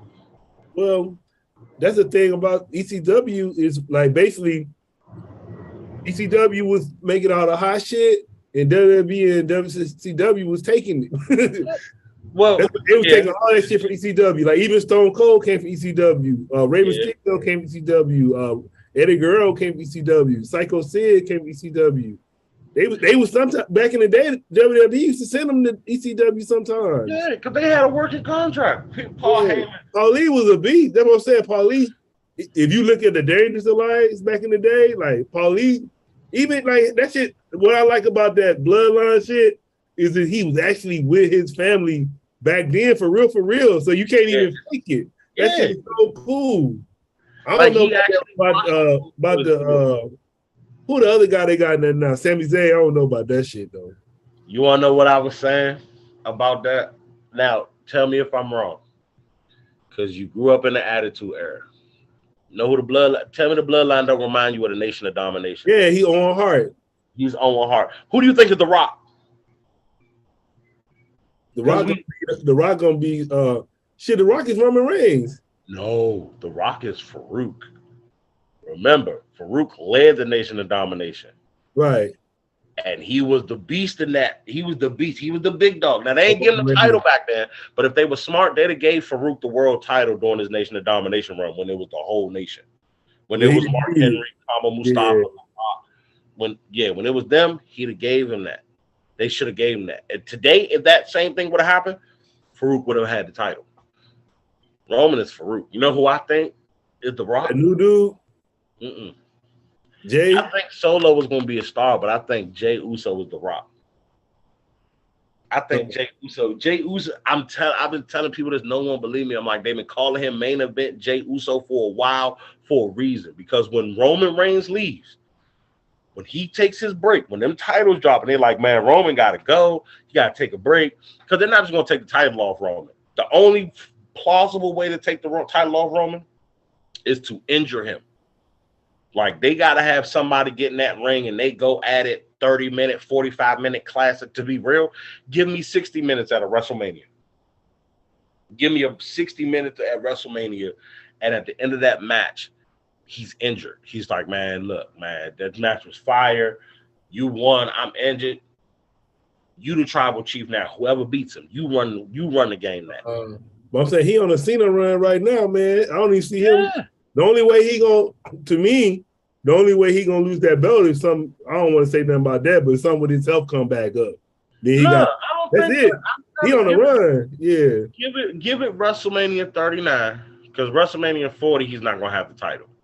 WrestleMania 40 is gonna be the real shift of WWE. Like the shit we got going on now with Triple H is him building the stage. So this WrestleMania that's coming up, shit is gonna change, but it's still gonna be slightly Vince's WrestleMania. So I think they you saying the new star gonna be the Austin dude?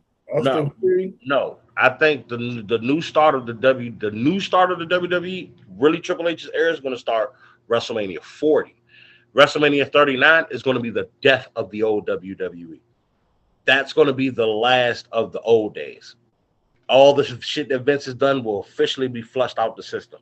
I think that Roman is going to lose it at 39. I don't think he's going to lose it to Austin Theory, though. I think Austin Theory is going to cash in and fail. He's going to be Baron Corbin. Austin Theory is not a star. Never has been. The reason why he was ever thought of being a star. I'm going to tell you who I think is going to take the title, and it's not going to be Cody. I know. It's going to be Seth Rollins. I genuinely think that the title is going to be taken by two people. I think they're going to do a 2-night WrestleMania.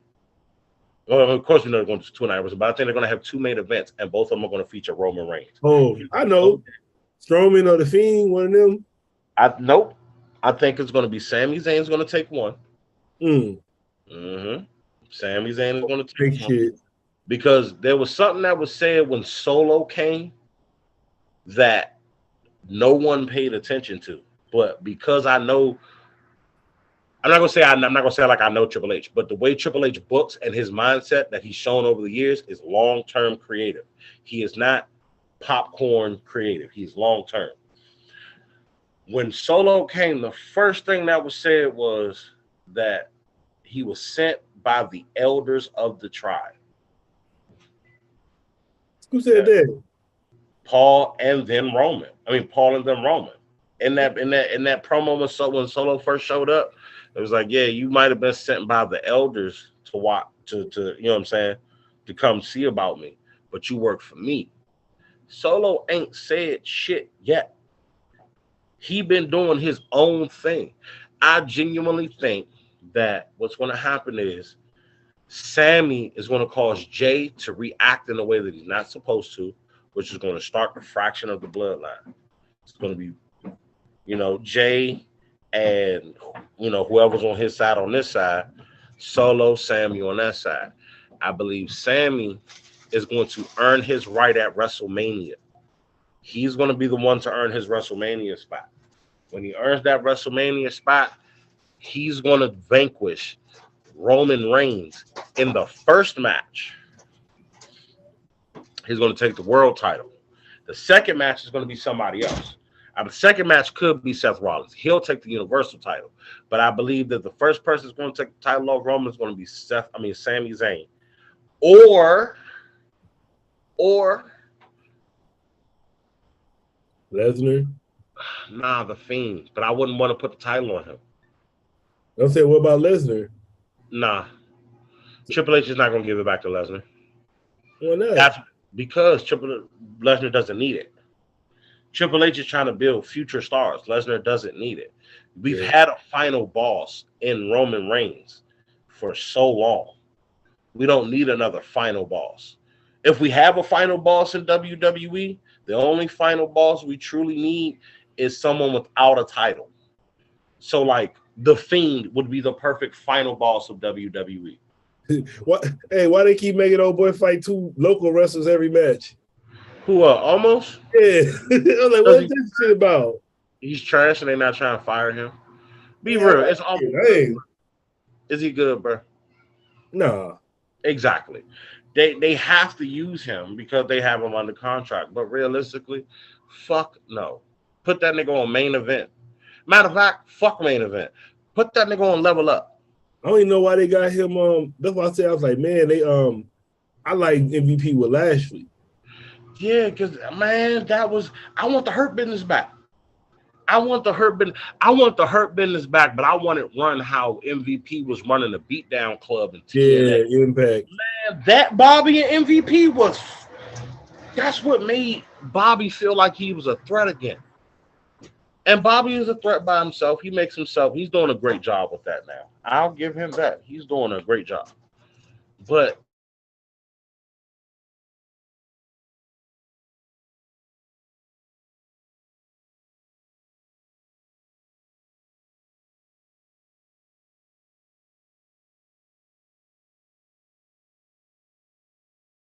all right, there we go. You good?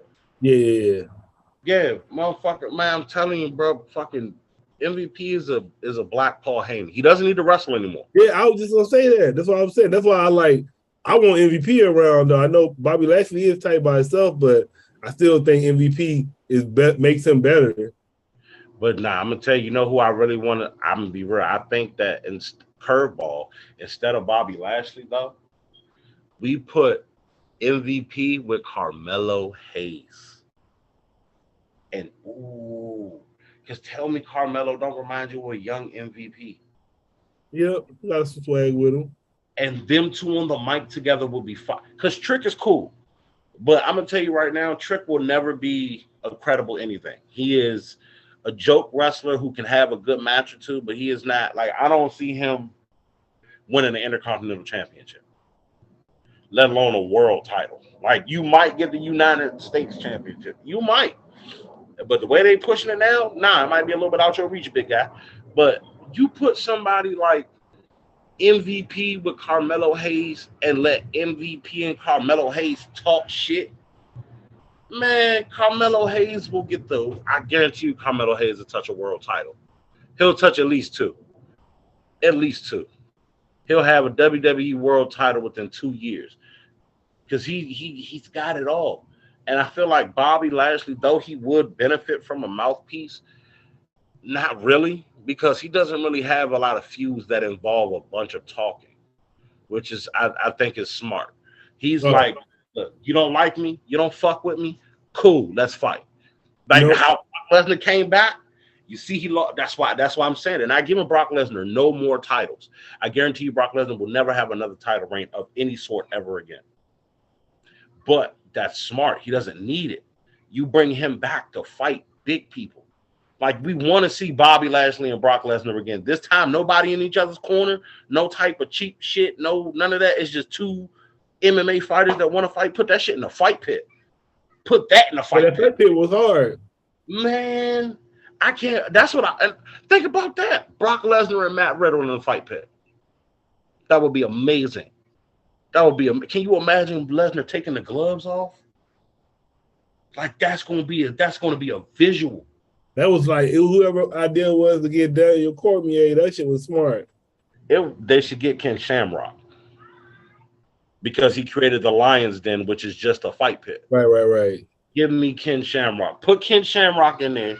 Give me Ken Shamrock though. They didn't even make him Hall of Fame or nothing yet. Yeah, some reason they don't fuck with him because he should have been Hall of Fame. He should have been the world champion. Yeah, multiple times. He should have been the first Brock Lesnar. We had Dan Severn. Dan Severn was cool, but Ken Shamrock was actually like, you had a real ass, like legit ass wrestler. He was that guy. Like, he could beat you the fuck up. But he came at, like, I believe a lot of the wrestlers in the 90s that didn't get their chance just came at the wrong time.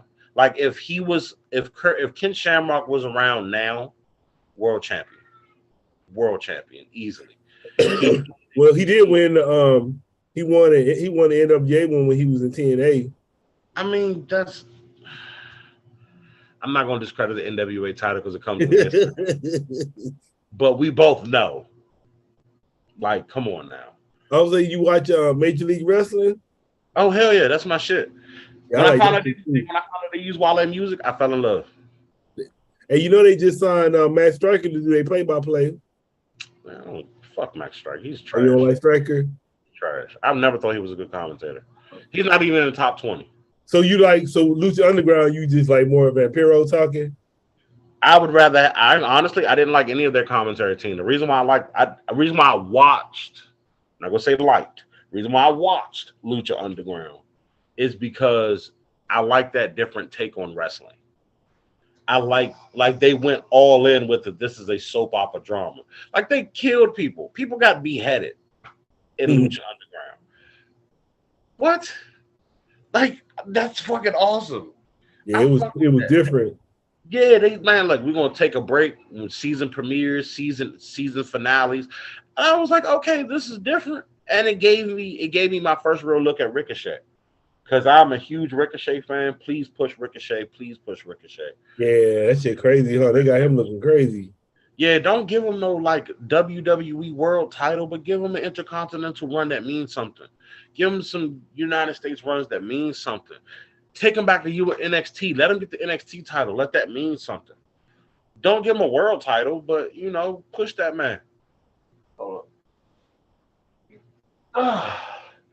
Right. Yeah. I'm one of them. Like I don't believe that every big person should be pushed, but I don't believe every small person should like not be in the title picture.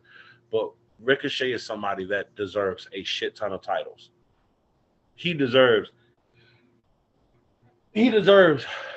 mid-card dominance, because his offense is realistically, if this was a real fight, his offense is the most dangerous in the ring.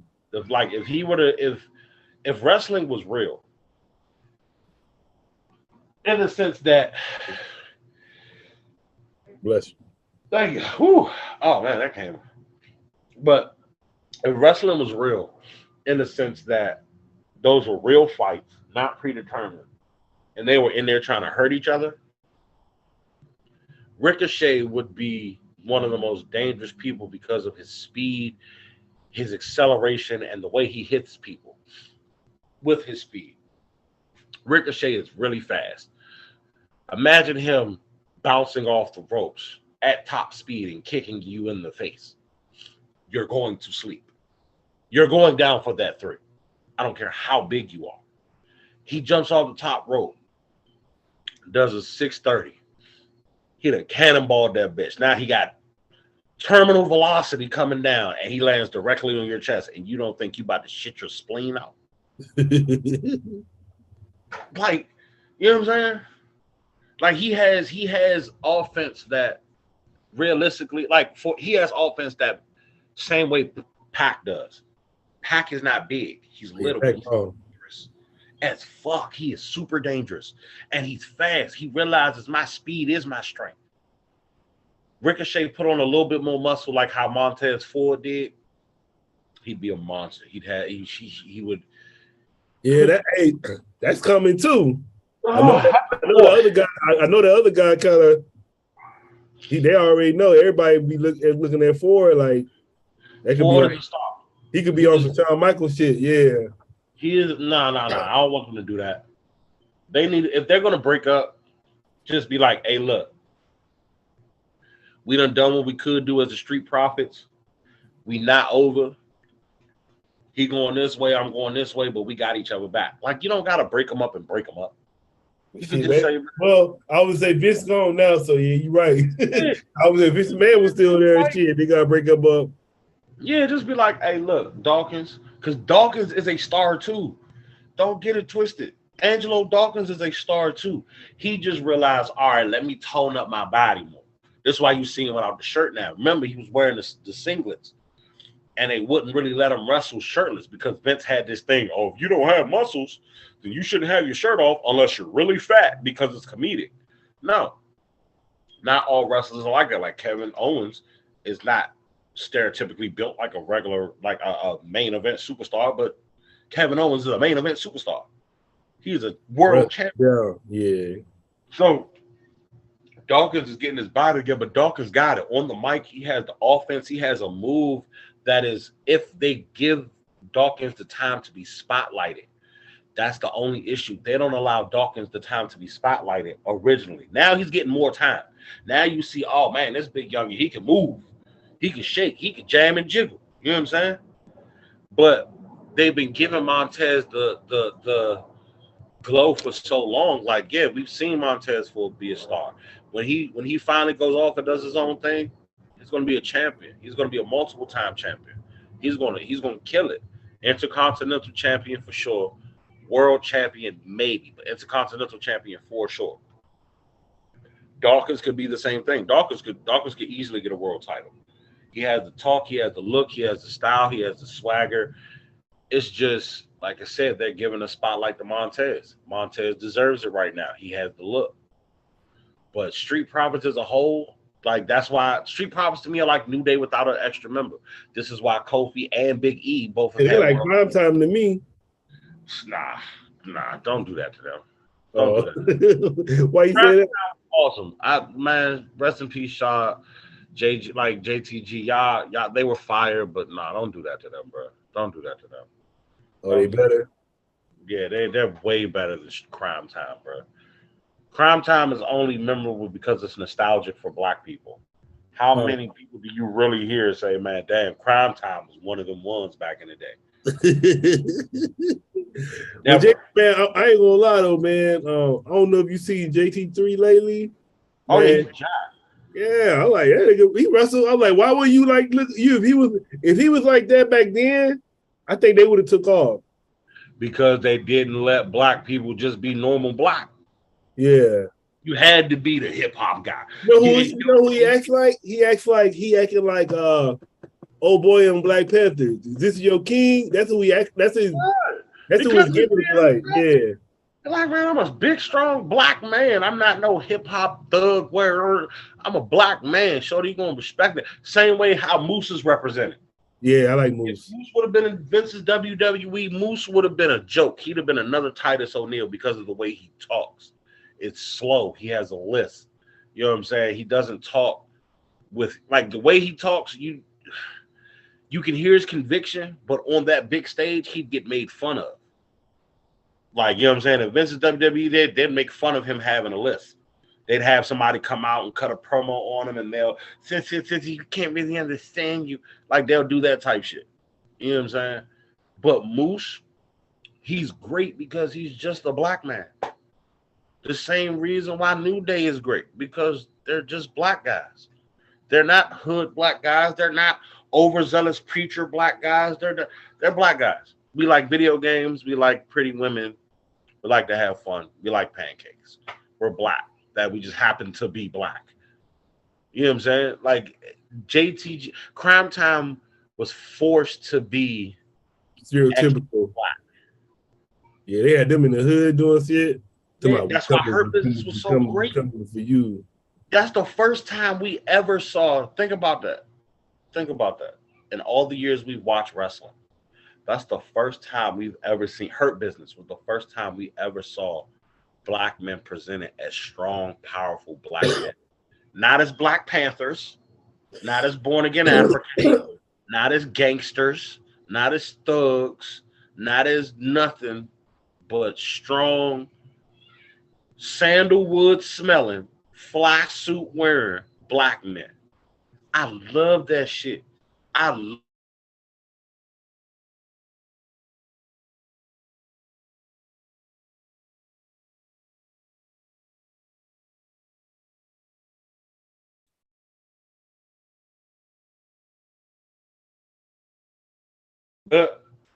Yeah. But nah, that's the truth though. Like when Vince was like, "Yeah, we just gonna cancel this shit." Like, you got to be racist, because that shit was just to have just Black men being Black men. Yeah, I would say Shelton Benjamin one of my favorites. Yes, and he don't get the love he deserved. He never got the love he should have got. might get one more run with the Intercontinental because he deserves one more mid-card run. He don't deserve no world title. Shelton Benjamin's never been a world title guy, but he does deserve a mid-card run. No, you know what? To me, man, they kind of played him when they had fucking Thea come out of his mom. Yeah, they kind of played him right there because he was kind of hot. For a minute, they had him like he beat Shawn Michaels, he beat Triple H, and then I think he even beat Flair. But then all of a sudden, they had him fucking Thea acting like his mom and shit. Like people don't know who Thea is. Like, man, Thea is his mom. What y'all talking about? Oh man, I remember those days. Then they had the Chunky Campbell's commercials with man. Yeah.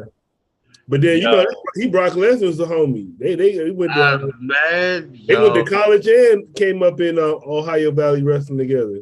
Yeah, they was a team, the Stretch Mufflers or something. Minnesota Stretching Crew. There we go. You had Minnesota. The old school tag team was the Minnesota Wrecking Crew. But they call themselves the Minnesota Stretching Crew. There we go. That man, bro. I'm gonna be real. That shit, I suppressed that. You just hurt my feelings with that. Yeah, I would say that because you know how I remember Shelton Benjamin? Oh, Team America, Team Angle, and then right after Team Angle, the Gold Standard. I don't remember.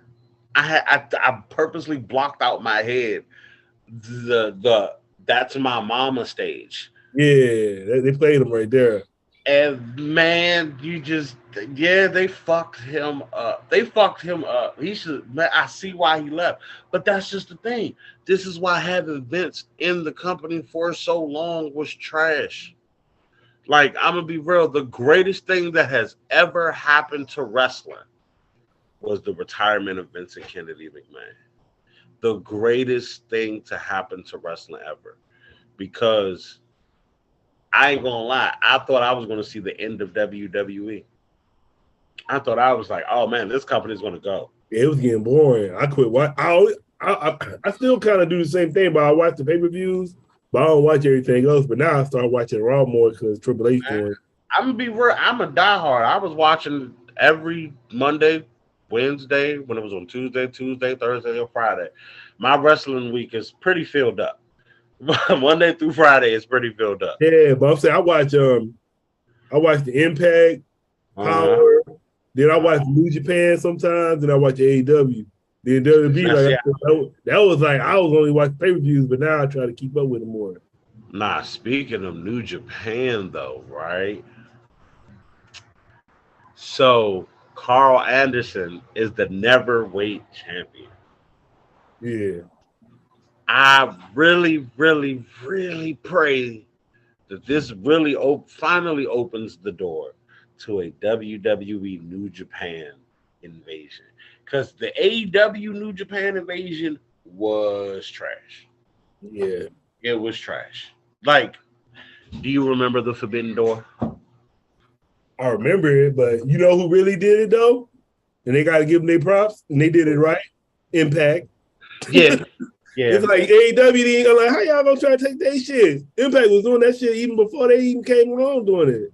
I might say Impact, I'm gonna be real, Impact is the king of invasion angles. Yeah. I don't think they've had a bad one yet.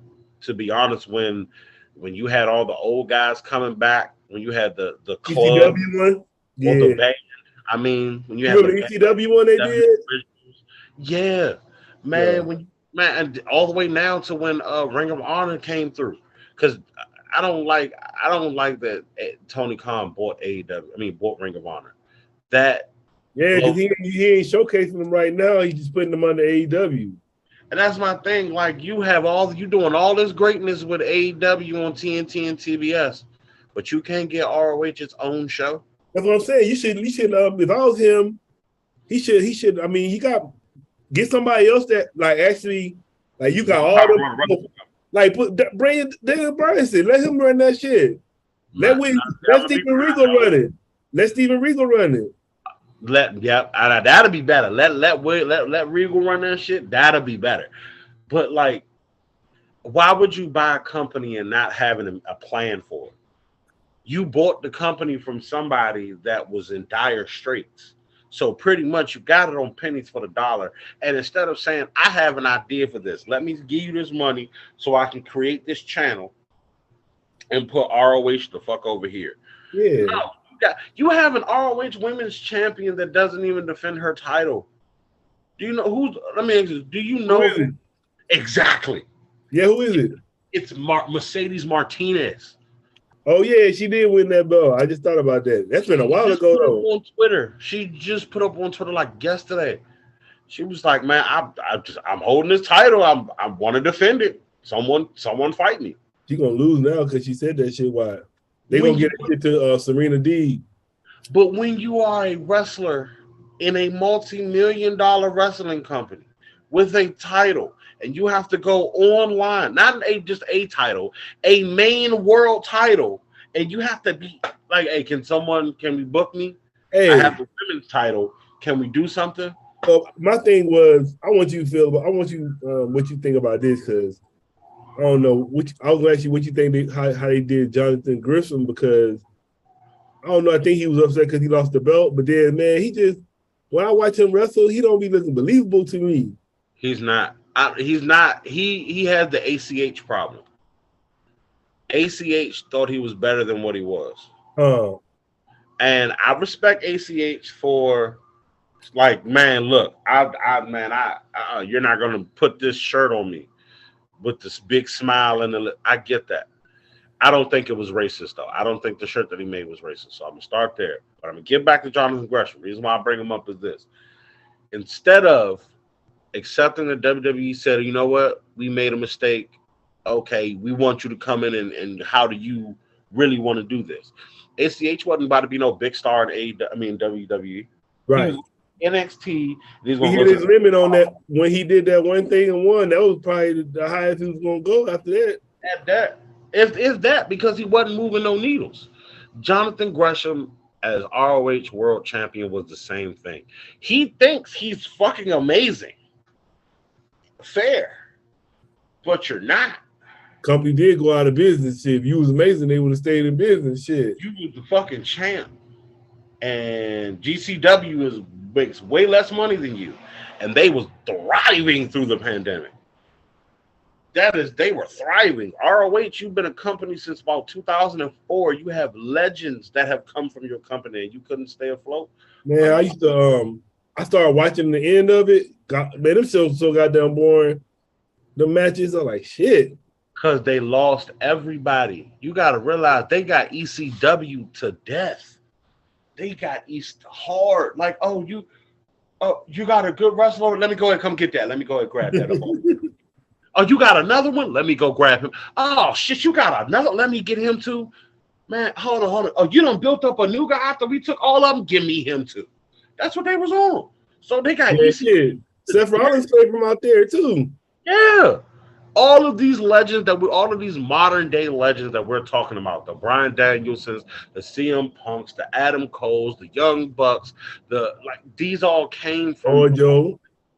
Like even Bandito Bandito was fired. Bandito is fired. He's not going to be a legend in AEW. He's not going to be a wrestling legend in AEW. Bandito will only be a wrestling legend if he comes to WWE because Rey Mysterio's out the door, and they need another Rey Mysterio. You said what you saying? My bad.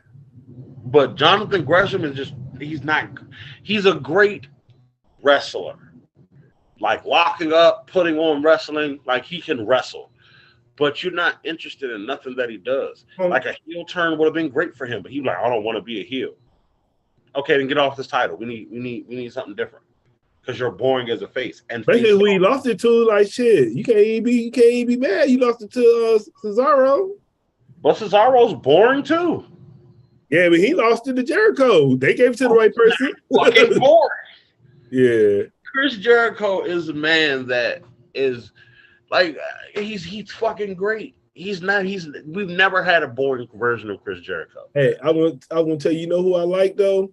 Well, I got two things. First thing, I'm gonna ask you about do you know about Shane Taylor? Yeah, I know who Shane Taylor is. Yeah, I was like, shit, I wonder why nobody got him yet nowhere. Like none of them, like all these promotions we named, this nigga ain't on none of them. And I think he actually did it. You got to realize a lot of these guys from the ass and the ROH, and a lot of these guys from this new era of New Japan are not mainstream material. Like, Kazuchika Okada, right?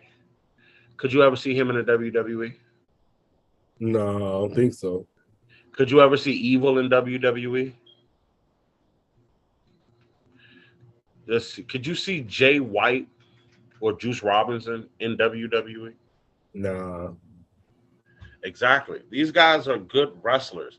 But the thing is, like WWE says, we're not a wrestling company anymore. We're not putting on just the lockups. We have stories that we have to talk about. We have promotion that we have to do. We have stars, global stars. We make movies.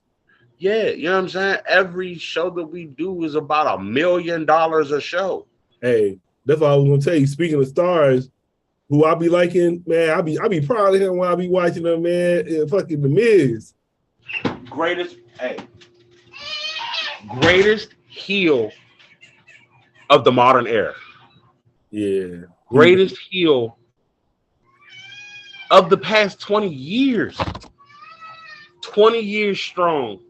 I don't think there's ever been another heel that is as good or as what's the word I want to say?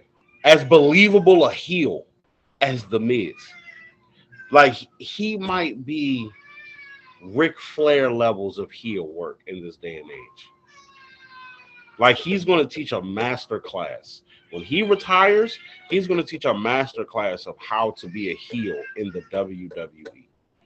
Because, man, like, The Miz makes you hate him so much, you got to love him for that. Every time he get choked out by Dexter Lumis, I am in joy because I'm like, yo, I know The Miz is probably a great person. He probably has the biggest heart, helps out kids and shelters and all that shit. But on screen, choke that nigga the fuck out. Every time. Do it. Choke him out. I be geeking. Choke him. Choke him. Because he's CM Punk saying that's who MJF's trying to be like. No. MJF is MJF.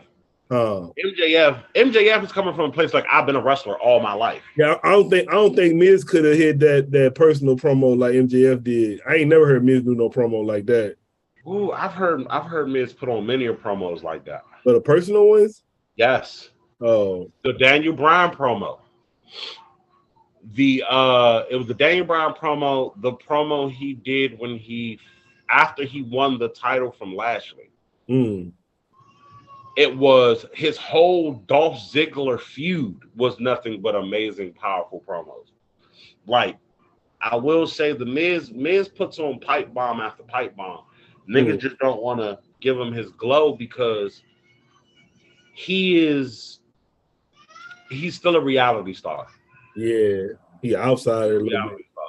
And he'll never shake that. He will never be able to say, I'm a wrestler.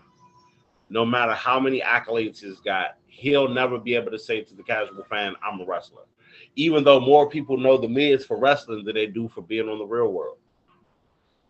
But because he got his own TV show now, so that shit actually probably worked for him. He got a TV show now still, shit. Oh, it worked wonders. All the other wrestlers don't got a TV show. It worked wonders for him. If Ric Flair was a wrestler in today's age, it'll be like him. Show.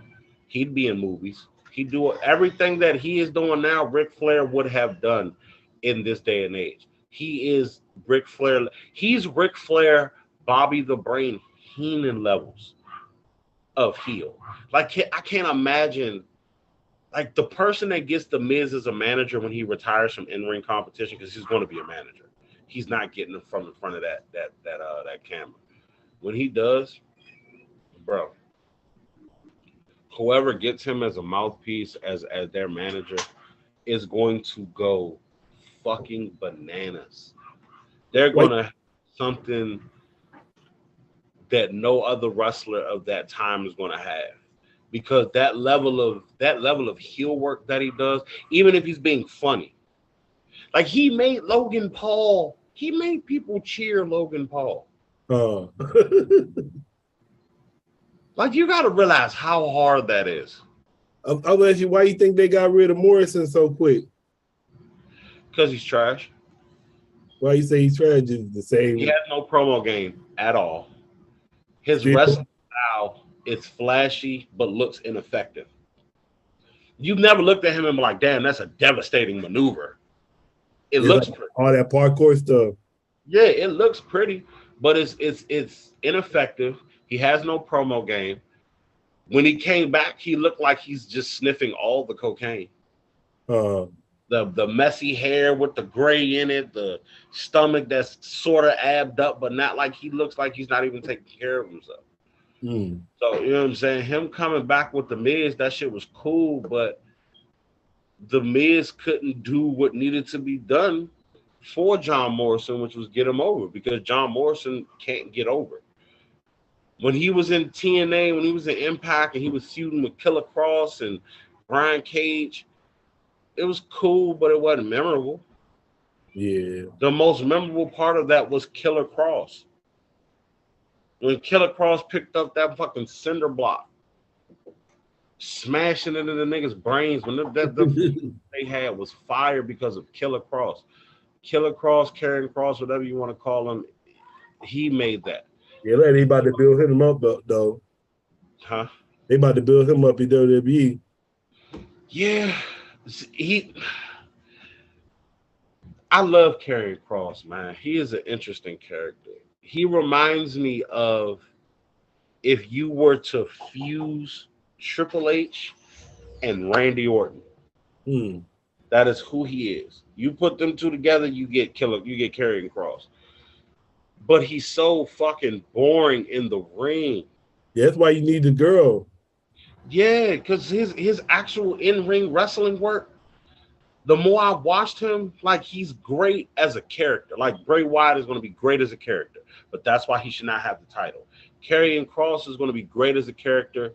He's like what Sean O'Hare should have been when he was alive. Yeah. But his in-ring work is so 1, 2, 3. We haven't seen Karrion Kross put on a classic yet. And Karrion Kross could. He had the chokeholds, the MMA fighting, the Muay Thai, all of his techniques could create a really, really good character that is a viable threat. He could do that Aleister Black shit. He could be that guy.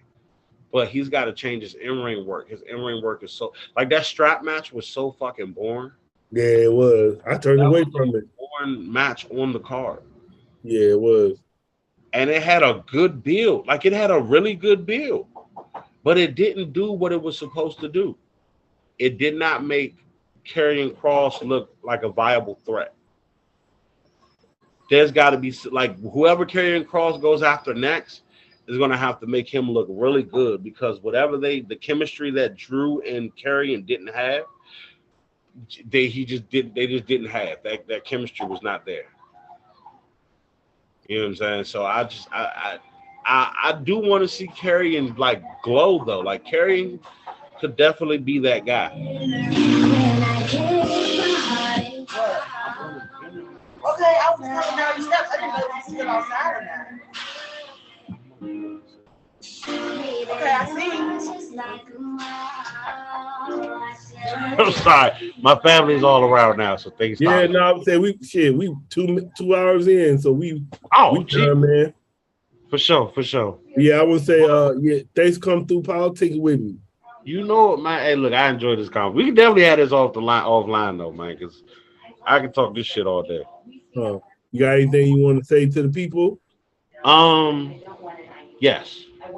The only thing I want to say is, if y'all don't get nothing from anything that we talked about, one thing I want you to get is be yourself. In all that you do, be yourself. Whether you're making music, whether you are trying to be a wrestler, whether you are trying to be behind the scenes, don't fake it till you make it. Don't worry about who ain't fucking with what you got going on. What you got going on is meant for you. Be you. Once you be you, you're going to have the world in your hands. That's it. You know what I'm saying? I love y'all. You are loved out here as long as you be yourself. That's all. And make sure y'all follow me on Instagram at 448 Suge. Just type in 448 Suge. You're gonna find me because there ain't nobody else like me. And also, please continue watching the PoPolitickin show. It's been a brick. We have been trying to get together forever with this. We finally got it on. I love this podcast. I watch as much as I can. PoPolitickin always has dope people. I'm honored to be on the show with you, bro. I do definitely appreciate it. And I appreciate you giving me 2 hours. You know what I'm saying? Oh. You definitely, yeah. That's we started talking about wrestling. We ventured off. Love you, bro. Continue watching the PoPolitickin show. Stay happy, stay healthy, and stay strong. There we go. Hey, we out. We out, show.